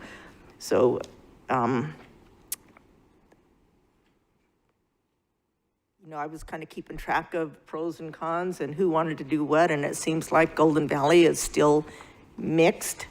A third of the people want to keep it with the county, a third want their own Board of Directors, and then another third seem interested in the water utility company purchase. So I think it's up to this board. We're just going to have to make a decision for GVID customers as to which direction we want to take. And I personally am leaning toward making this a domestic water improvement district, having a 5-member board and letters submitted, and then we would choose from those letters who we would appoint initially, who would then be followed by an election. May I ask a question? I have been following this process as closely as I know that you have. And just to ask the question is, have the 3 broad stakeholders, current GVID Under County, the citizens of the district that are customers, and then this new private company, has there ever been meetings or a process to get everybody around a table and maybe have conversation about what might be the best way to run the water system long-term, or has that not occurred? That has not occurred, and I don't know that it ever would, because nobody seems to be able to get along. And to have a conversation like that, you have to be able to sit and have a conversation, and there's so many opinions out there, the conversations get diluted or exaggerated. So I don't think that's probably going to be effective. Fair enough.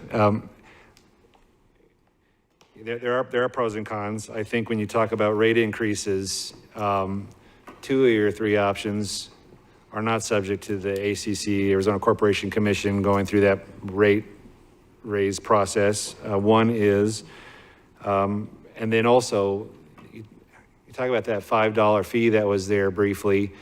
I always thought, I know that maybe some other members of our board thought that that was a capital improvement and it should have been distributed over everybody that was within the district.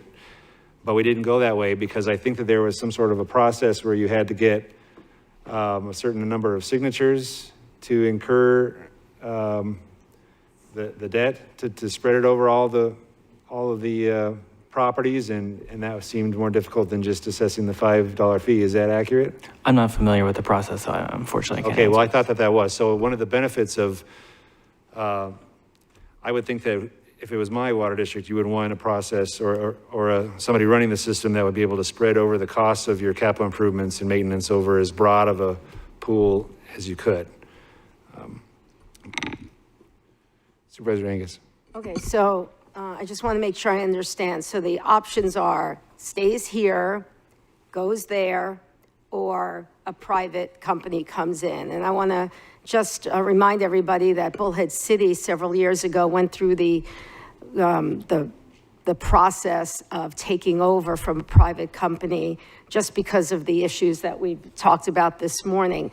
But is there an option that that people who are in GVID district can vote for representatives to be on this board? So have it sort of shared? Could that be an option? No. No? Okay. Attorney Davis. Chairman, Supervisor Angus, I don't believe so. That's not laid out in the statute, so we would be effectively creating that oversight board out of the air, similar to like the Planning and Zoning Commission is authorized by statute, same with the Building Code Advisory Well, Board. could there be an advisory commission that would be made up of stakeholders that could advise, give an advice? It wouldn't, we would ultimately make the decision, but they would at least have their input put in. I don't think there could be a legally sanctioned one. If a group of people wanted to come and form their own PAC or something, and then they came together and advocated as one group, they could do that on their own, but I don't think there could be a county sanctioned one.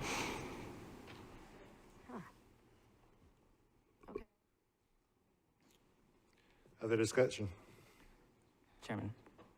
Attorney Davis. There's a recommendation as well from us because of the wording of the motion that if the board were to motion to sell to Cactus, that would be continued, would be a separate board item for the next one because the current motion stretches it too far. Thank you, Attorney Davis. Supervisor Bishop. I'd like to make a motion that we continue this to the next board meeting to consider Board of Supervisors Resolution 2023-179 and request letters of interest be submitted before that date of people interested in serving on the domestic water improvement district. And I think at that time, depending on how much interest we get, we could decide whether it's a 3-member board or a 5-member board based on interest. You've heard that motion. Supervisor Gould. Thank you, Mr. Chairman. I'll second Supervisor Bishop's motion. You've heard that motion and second. Additional discussion? Chairman Lingenfelter, Chair. Supervisor Bishop, would you like to add where these letters will go to and by when you would like them submitted? I would like them submitted to you, the clerk of the board, on or before, what's the Friday before the next board meeting? They do it that fast. The Friday would be the 13th. However, for anything to go into backup, we'd need them by the 12th. Okay, let's make it the 12th. Do it now, but. Discussion? Yeah. You've heard that motion and second. Additional discussions? Please. Supervisor Angus. So by doing this, are we basically saying that it is the choice of this board to now give it over? Will there be an opportunity after this if we change how we want to do it, or are we saying that this is written in stone now because we're going to give it back? This is continued to the next board meeting. So at that time, it's continued so we can. Okay, but you're saying you're going to, so we'll still have that opportunity is my question. It'll be a domestic improvement district. We'll be choosing the board members. Right, that's what I'm saying. So by doing this, we've made a decision. We're not, I think, Attorney Davis, if I'm not mistaken, that this item would start the public notice requirement and the whole process outlined in 481018. Is that correct? So we've had the public hearing that is required. So what this does is postpone the actual vote for those letters of interest to come in to answer Supervisor Angus directly. The decision isn't made yet, but should you make the decision, you will have the people interested. Thank you. Mr. Chair, Supervisor Johnson. I think the resolution is written for 3, not 5, so we'd have to change that if you're going to do it. Change it now if you're going to do it, but I don't see why we're continuing this. I mean, if you're going to ask for people to put in, once you pass the resolution and put it in and get this puppy down the road. Chairman Lingenfelter, Supervisor Johnson. Order, sir. In order for us to pass the resolution, we have to have the names of 3 people Have to have all 3 today. So you would need to request some names unless you have, I suppose if you had 3 people who stood up and said they wanted to. However, you have to have the 3 names to put in the resolution when you approve a resolution for this. So this resolution was brought forward by the county attorney and it wasn't correct? Chairman Lingenfelter, Supervisor Johnson, I wouldn't say it's not correct. It's in there to show what needs to be done. However, I don't see how you can approve it without the 3 names. And we can change from 3 to 5 directors at that time. Chairman Lingenfelter, I would kind of defer to Attorney Davis on that because we're continuing this item, which normally means we do not change an item. When an item is continued, it is continued as presented at this meeting. Chairman Lingenfelter, I concur with the clerk of the board, but we can put in our internal notes that if the board wishes to amend it from 3 to 5, then they can make that vote at that time. All right, additional discussion? Hearing none.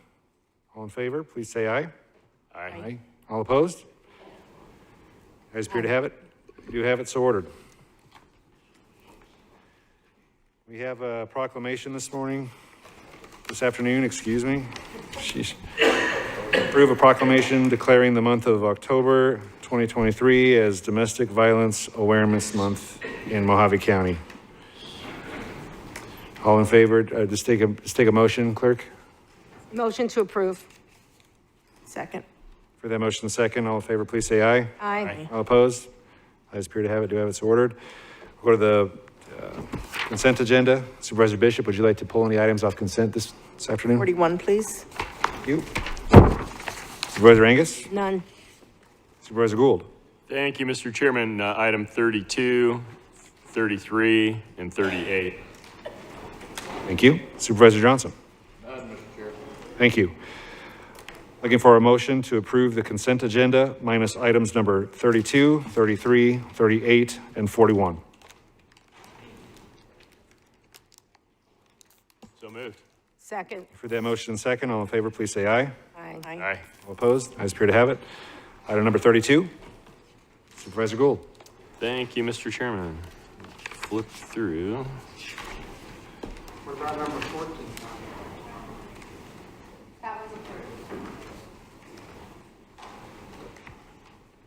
I think we had someone signed up that wanted to speak to this. Not item number 32. I've got one for item 38. 32 was Scotty that wanted to speak on that. Yeah, that's what I thought. I don't have a request to speak for him, but Mr. McClure, did you wish to speak on item number 32?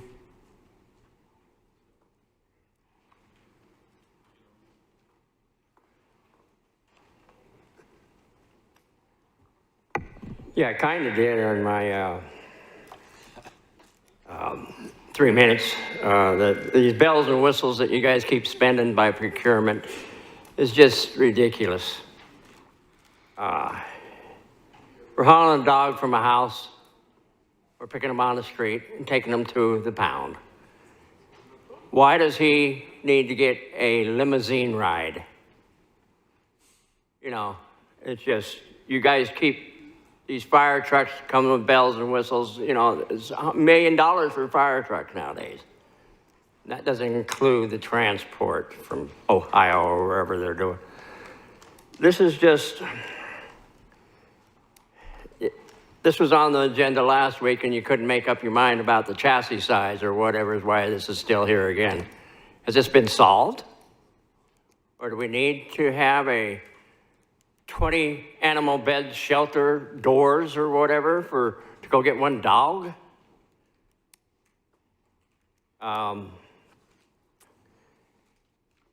They're building a new animal shelter per se. They're building a new animal shelter in Bullhead. And by the time the mayor gets done with this, it'll be over $5 to $10 million. They already spent a couple $1 million purchasing the building. Sir, can you keep your comments on item number 32, please? Well, I'm just saying that this is just ridiculous what we're spending on animals, and why can't we spend this money on people? Director Atkin, can you come to the podium really quick for me, please? I've heard a few disparaging remarks about the procurement department, and I just want to know, does the procurement department set the specifications for every single one of our user departments, or where do you get the specifications, and what's procurement's role in all of this? Thank you. Thank you, Chairman. Procurement doesn't set the specifications. We do work with departments to define specifications.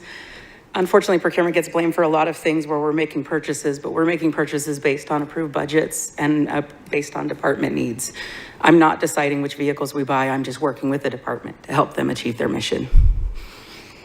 And what's your role in that process? Our role is to make sure that whatever has been specified meets the needs, is not exorbitant, and then we make sure that it's a fair, competitive process to select. Thank you very much. Mr. Chairman. Supervisor Gould. Kara, is this the same item that was on the last agenda? These are two new trucks, aren't they? No, this is, it's a similar item. We submitted the item last time as a late item, and this one is related to it, but we didn't get permission to do it as a late item. I'll let Director Latosky speak to the issue, but essentially, I think when we had all these issues with vehicles getting canceled by the manufacturer, we switched to, did we switch to a smaller one, Steve, or a bigger vehicle? We're having a hard time sourcing the vehicles, and we thought we'd be able to use an existing cage, for lack of a better word, on one of these vehicles. It just will not fit. And so the $27,000 is to get the new vehicle rigged appropriately for the purpose of the I animal don't shelter. think the bodies from the other two vehicles would fit the other trucks either. Yeah, the issue with the item last time, though, was I think the vehicles were discontinued, so we were doing one big thing at one time. This was, we've agreed to purchase the different vehicles as part of another process. And in the middle of it, we realized, oh, the one we were planning to repurpose off of a vehicle that's coming out of commission will not fit this vehicle now. Does that? Thank you, Tara. What's the pleasure of the board? Mr. Chairman, Supervisor Gould. move that item 32 be adopted. Second. For that motion and second, all in favor, please say aye. Aye. All opposed? As appear to have it, do have it so ordered. Item number 33, Supervisor Gould. Thank you, Mr. Chairman. I move that item 33 be denied. For that motion, do I have a second?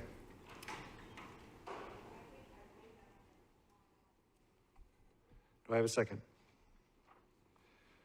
Motion dies for lack of a second. What's the pleasure of the board? Motion to approve. For that motion, do I have a second? Second. For that motion and second, additional discussion? Hearing none, all in favor, please say aye. Aye. Aye. All opposed? No. As appear to have it, do have it, so ordered. Item number 38, Supervisor Gould. Mr. Chairman, I'd like to have the property owner come up and explain a situation to us on this. Thank you. I believe they also filled out a form to speak. Paul and Janice Richardson. And I want to thank them for spending the day with us. We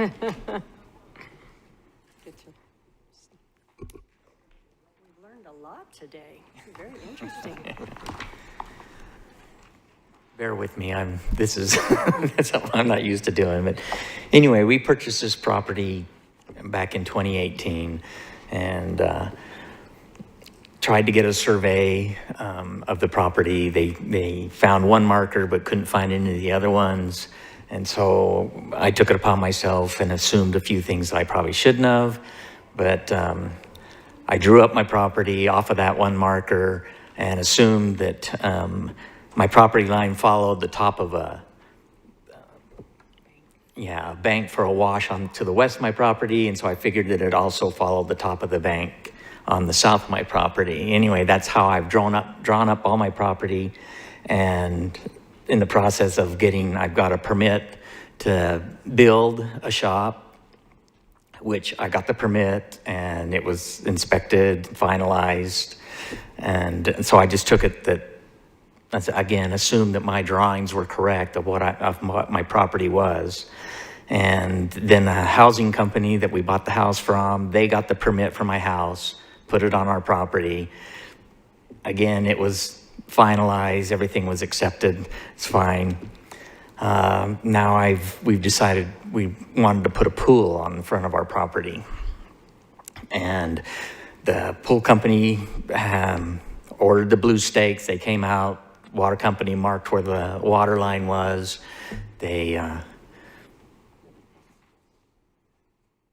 Anyway, the pool company, it wasn't interfering with it, and the pool company said, well, we have a permit from the county, let's just go ahead and do it.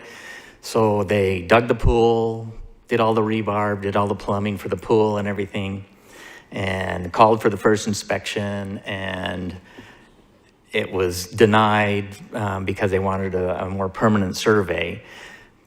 In the meantime, I've talked with James Land at EPCOR, who admitted that they didn't really know where this water line was on my property, that it was supposed to be in the easement on the west side, but that they thought it was a little bit more to the east.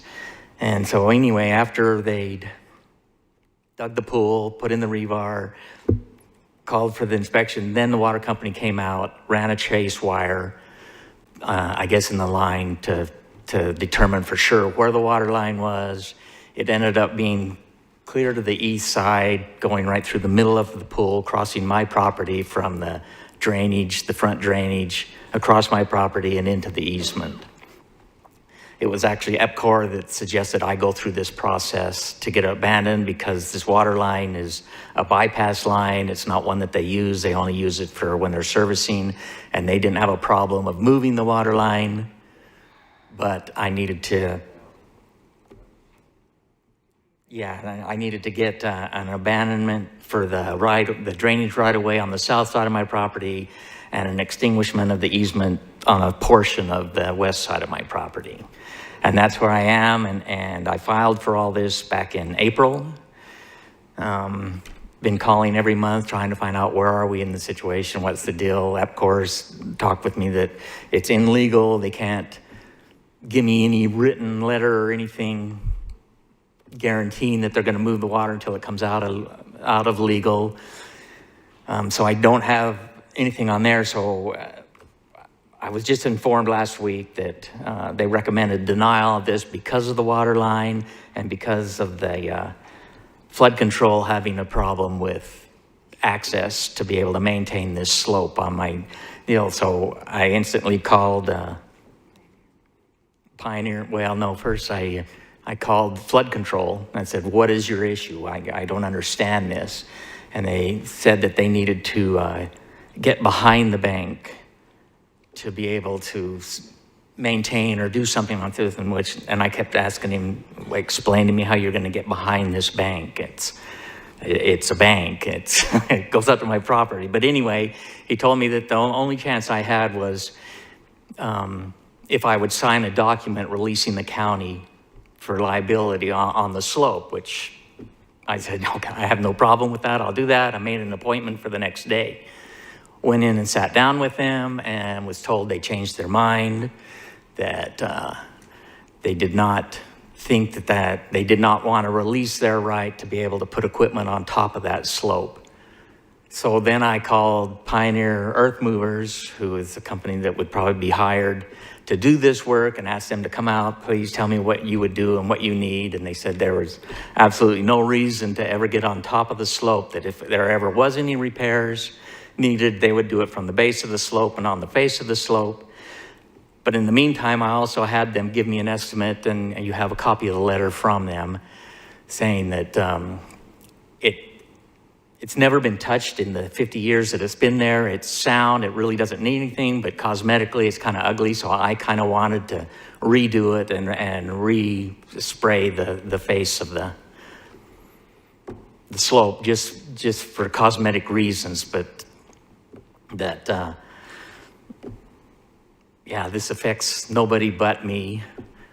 And basically all I'm wanting to do is be able to legally finish what I already have permits to do. Mr. Chairman. Supervisor Gould. Thank you, Mr. Chairman. Supervisors, I went out into their home and took a look at it and walked the property with them, spent some time talking with them. So essentially all the utilities are signed off on abandoning the easement. The water line is out of the easement anyway. So I would think they're gonna have, that the water company is gonna have to remove that. It's not where it's supposed to be in the first place. And the Richardsons have agreed to the slope, it's about 12 feet of a slope, I believe. It's partially gunite with concrete now. And they were willing to come to wire it, have it wired and gunite so it would not be an ongoing maintenance problem anyway. So the only real rub is flood control wants to turn them down. But the problem is we already gave them a permit for a shop, we already gave them a permit for their home, and those are already permitted and finalized. And if we don't give them if we don't abandon this, they're gonna have to tear their building down and tear their home down. I think should do this for them. It doesn't affect anybody but them. Their house is kind of on a peninsula right next to the wash. But I don't think it's going to have any effect on any of their neighbors. I have a picture of the thing here, if you can bring that up. Could we get the screen up on the monitor? Hello? The screen up on the monitor, please? Thank you. All right. That's the slope that we're talking about. You can see there's gunite about halfway up at that, and there's some dirt on top of the gunite. That's the county's wash.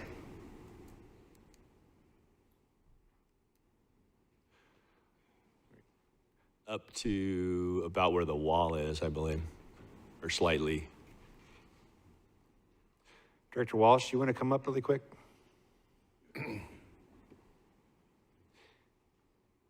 Thank you. If we have questions, additional questions, we'll bring you back up. Thank you very much. Thank you. Thank you. Director Walsh. Chairman, members of the board, if I may, first of all, I want to apologize. I haven't paid close enough attention to this item. I knew it was a right-of-way abandonment, and I know staff had been working on it. I was not aware that we had previously permitted a structure or a pool for this. If I may, I'd like to request basically a continuance on this from the board to give me a couple of weeks or maybe a month to be able to work with them and see what solutions we have available. Some of the concerns about the area, if I may, I don't know if we can bring this up on the overhead. Maybe.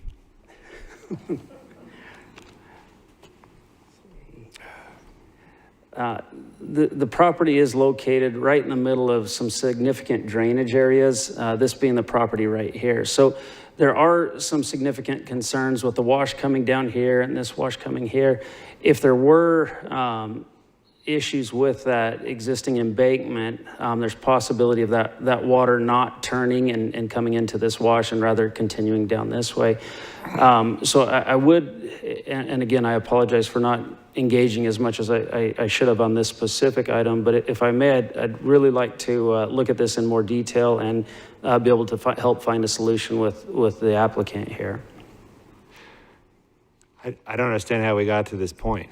And that's another item I'd like to find out as well. I don't know how we permitted a structure that encroached into the easement, as well as how we issued a permit for a pool that encroached into the easement.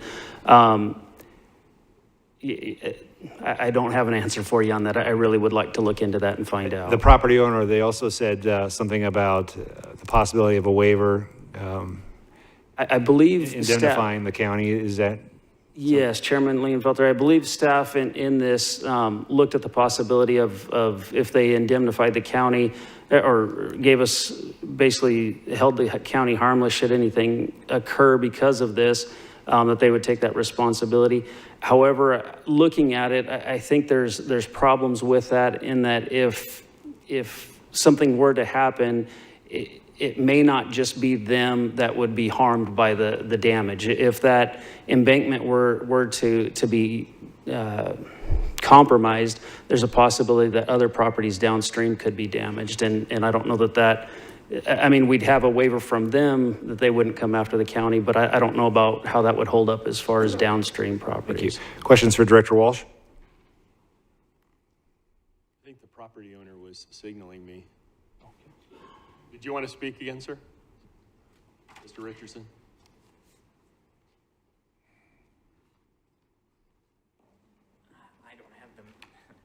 Sorry, I don't have the map that he had there, but I mean, when they were.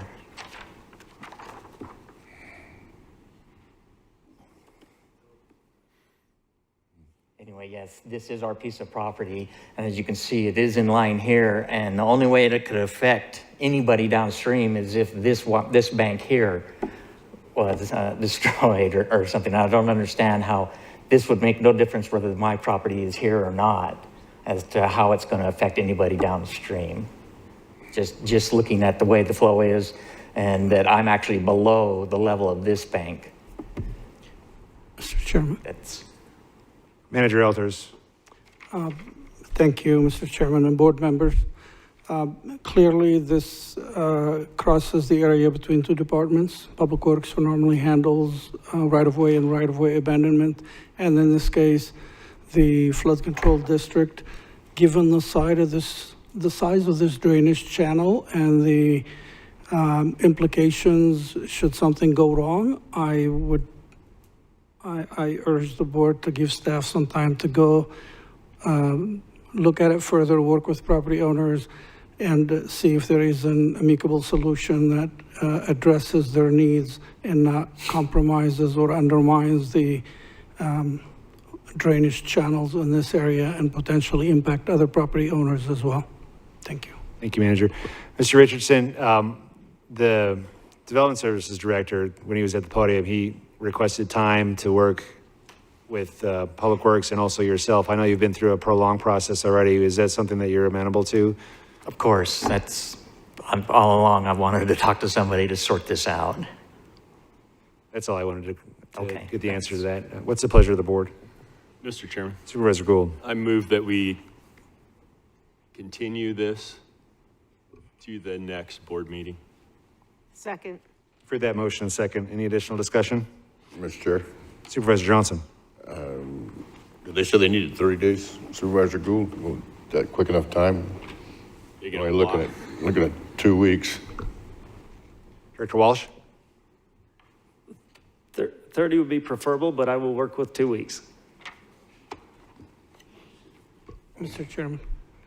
Manager Elters. Since the property owner is in agreement with, and there's no sense of urgency here, sometimes you just have to do some drainage modeling and further analysis to ensure that what decisions are made do not undermine this property owner or any other property owners. So if the property owner is in agreement with 30 days, please give staff 30 days instead of just the next board meeting. Let them work with the property owner and come up with the best solution forward in this situation. Mr. Chairman. Supervisor Gould. I'm going to amend my motion to 30 days. You've heard that amended motion. Amended my second. We have an amended second. Any additional discussion? Hearing none. All in favor, please say aye. Aye. All opposed? Ayes appear to have it, do have it, so ordered. Thank you. Item number 41, Supervisor Bishop. Thank you. This item is to establish a volunteer parks police reserve ranger unit. It's the first I've heard of it. I'd like to have more information. I've got a few questions that I'd like to have answered. So I don't know who wants to be the one to do that for me, but hello, Steve. So this new idea of yours is going to be not cost negative. I mean, we're going to have to buy equipment for these reserves, uniforms, safety equipment, workman's comp. I don't know if there's any kind of a salary or retirement benefits offered. There's minimum required hours. These positions have to be AZ post certified, which is a draw from the sheriff's office, the same draw of qualified candidates, and the sheriff is having trouble getting qualified candidates that are AZ post certified. So tell me how this is going to work if it gets approved, and have you discussed this with the sheriff himself? Vice Chairman Angus, Supervisor Bishop, I would be remiss if I did not recognize Todd Davison, who was present here, our E-Race coordinator. It was Mr. Davison who put together this particular proposal, very well thought out. And then kind of at a high level overview, the Park Police Reserve Ranger Unit is entirely volunteer based, no compensation. However, there will be costs associated with gear, service uniforms, etc., much to the respect of the costs that we incur with some of the other parks volunteers, granted potentially a little higher cost. This unit could be very valuable for special events management, for crowd patrol and management during our special event, holiday summer weekends at Davis Camp. So it is a tremendous fallback resource for us as the unit comes together. Winter Wonderland, the signature event up at Walpi Mountain Park, would certainly benefit from this. So it's a program by which, yes, no compensation is provided, and how that works with, why would somebody with an Arizona Post certification be even interested? It's my understanding that if persons who are still Post certified work in another field, say outside law enforcement, this unit could potentially be a means by which they can accrue or continue the experience necessary to maintain their Post certification. I would have to defer the question with regard to consulting with the Sheriff's Office to Mr. Davison. I don't know if you have.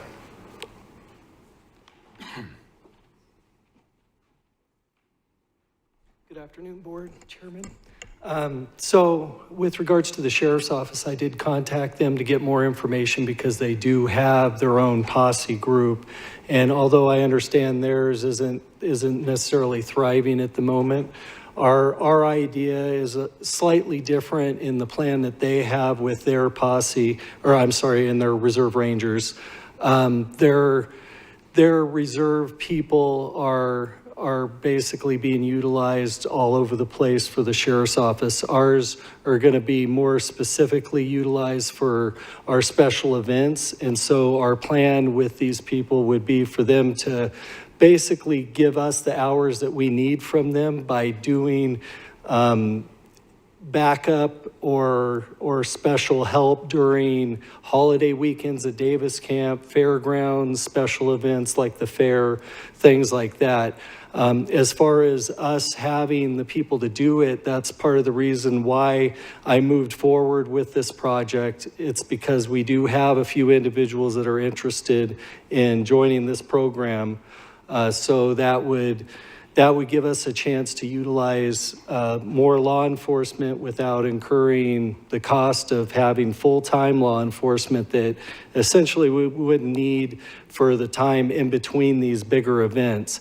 In the past, we've used security forces, entities that aren't necessarily law enforcement certified people. So this should be more beneficial from a risk standpoint as well. And I did consult with HR and risk as well on this. Okay, where are we getting the vehicles for these reserves to drive when they're on duty? So these reserves would be teamed up with an officer that's already on duty. So we wouldn't need the vehicle and all the equipment that's associated with the vehicle. Okay, and in the job description, it says that they must be willing to live on the park grounds and housing provided by Mojave County Parks. So we're housing these people too? No, that's probably something that was left over from the full-time job description. That shouldn't be there. So we'll have to modify that. No, this is not a live-on-site position. And they have to obtain training for water and wastewater treatment plant operations? I believe that's also another one because that job is also the park superintendent and assistant superintendent who I believe do need that training. So that was probably pulled off of that. These folks would not necessarily need that kind of training, no. We're assigning them duty weapons? Yes, they will have duty weapons just like any other law enforcement would have. We just wouldn't need the extra weapons that are usually transported in the vehicles. And the range master is who? So we do all our own in-house firearms training. We do have a firearms master instructor, and training is either done through our department or we utilize free training that's offered either locally or within a driving distance. And so they would be required to do the AZ post training that all of our officers are required to do.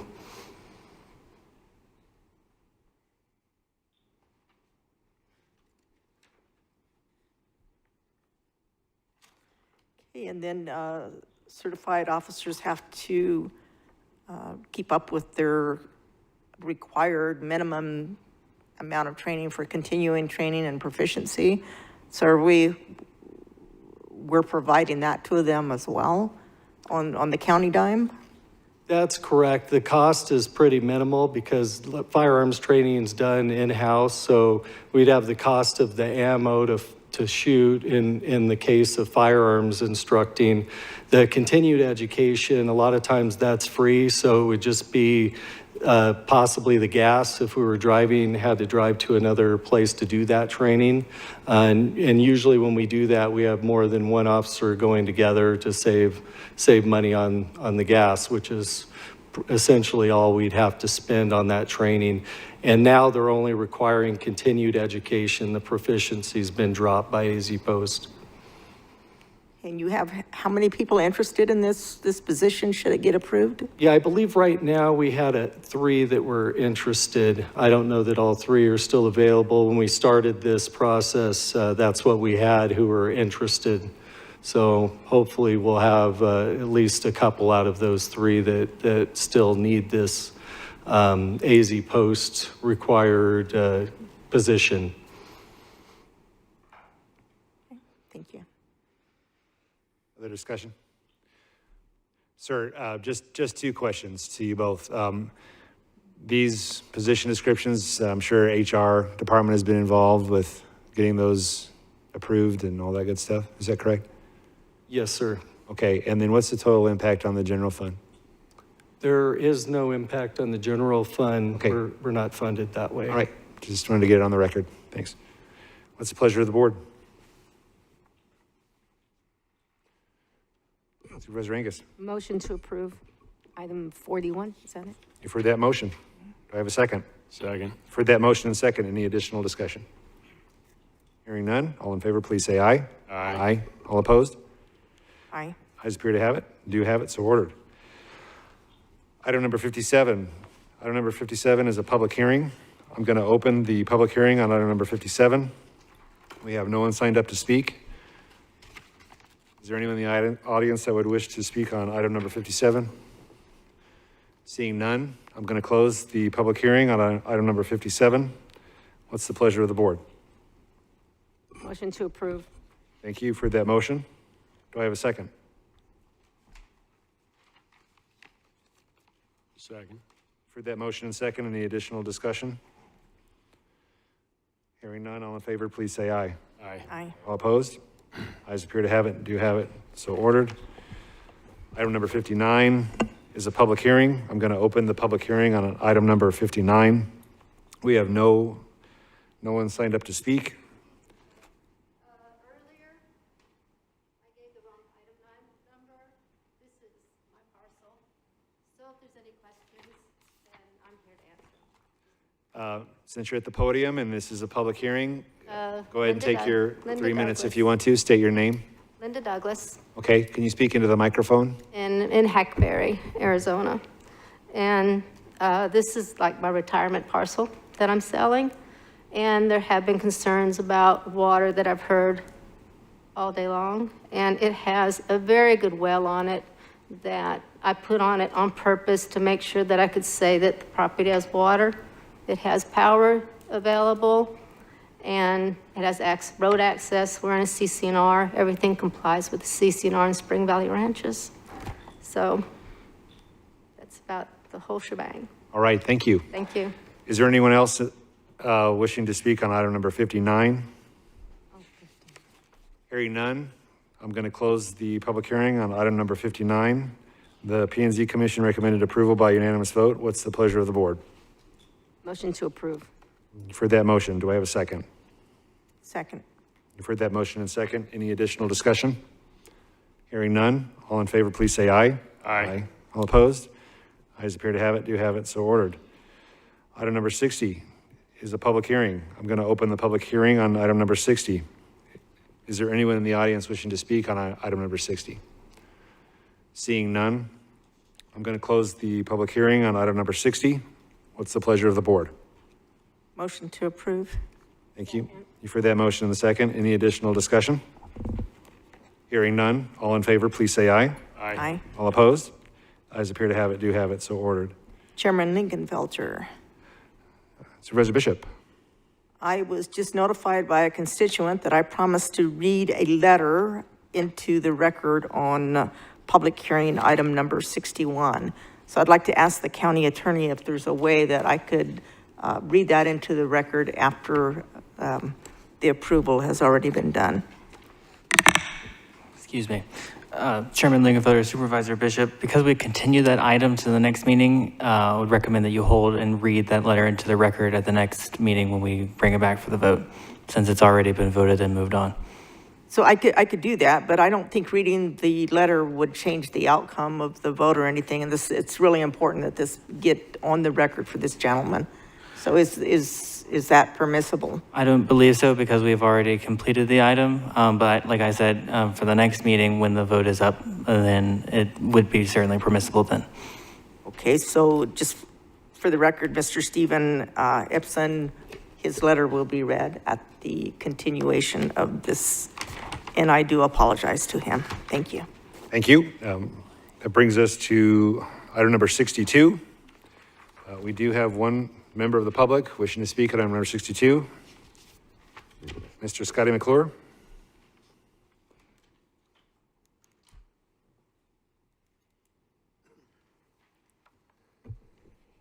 Yeah, this is the rest of your Marxist money.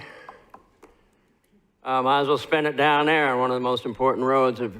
If Toby Carter and the mayor has their way, they're going to put 120,000 people in that town.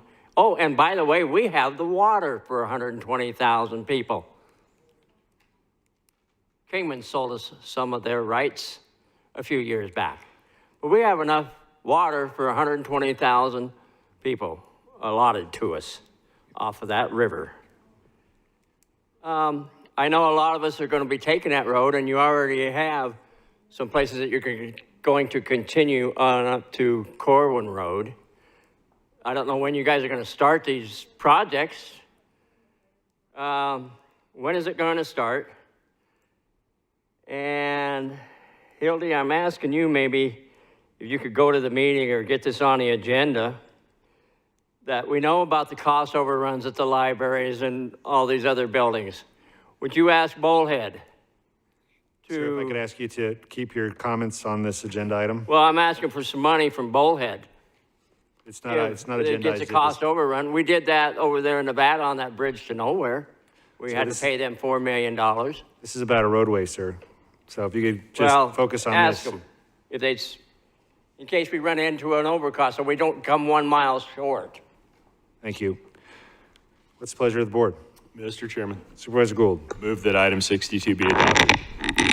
Second. You've heard that motion and second. Any additional discussion? Hearing none. Manager Elters. Mr. Chairman, and supervisors, we continue to work with the tribe on this item. Would you consider continuing it one more time? We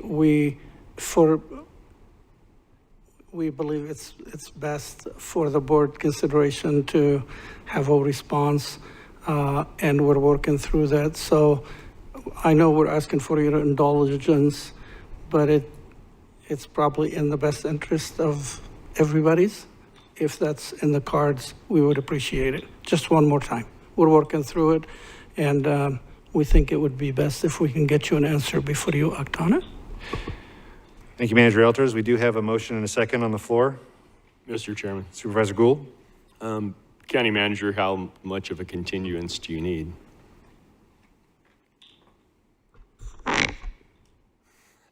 Sorry, Mr. Chairman, Supervisor Gould, we told you last time one more board meeting would be enough, and here we are asking you for one more. We're doing the best that we can to get an answer to ensure that what we provided in the way of an IGA is going through with no revisions or amendments. I would ask just until next board meeting, one way or the other, we'll proceed with your action at the next board meeting, if that's okay. Thank you, sir. Mr. Chairman. Supervisor Gould. I'm going to withdraw my previous motion. I'll withdraw my second. And I'm going to make a new motion that we continue this item to the next board meeting. Second. You've heard that motion and second. Any additional discussion? Hearing none, all in favor, please say aye. Aye. All opposed? The ayes appear to have it, do have it, so ordered. Item number 63. You've heard that motion. And second, any additional discussion? Hearing none. All in favor, please say aye. Aye. Aye. All opposed? Ayes appear to have it, do have it, so ordered. All right. Item number 64.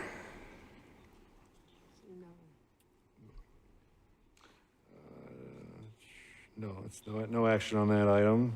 Item number 65. What's the pleasure of the board?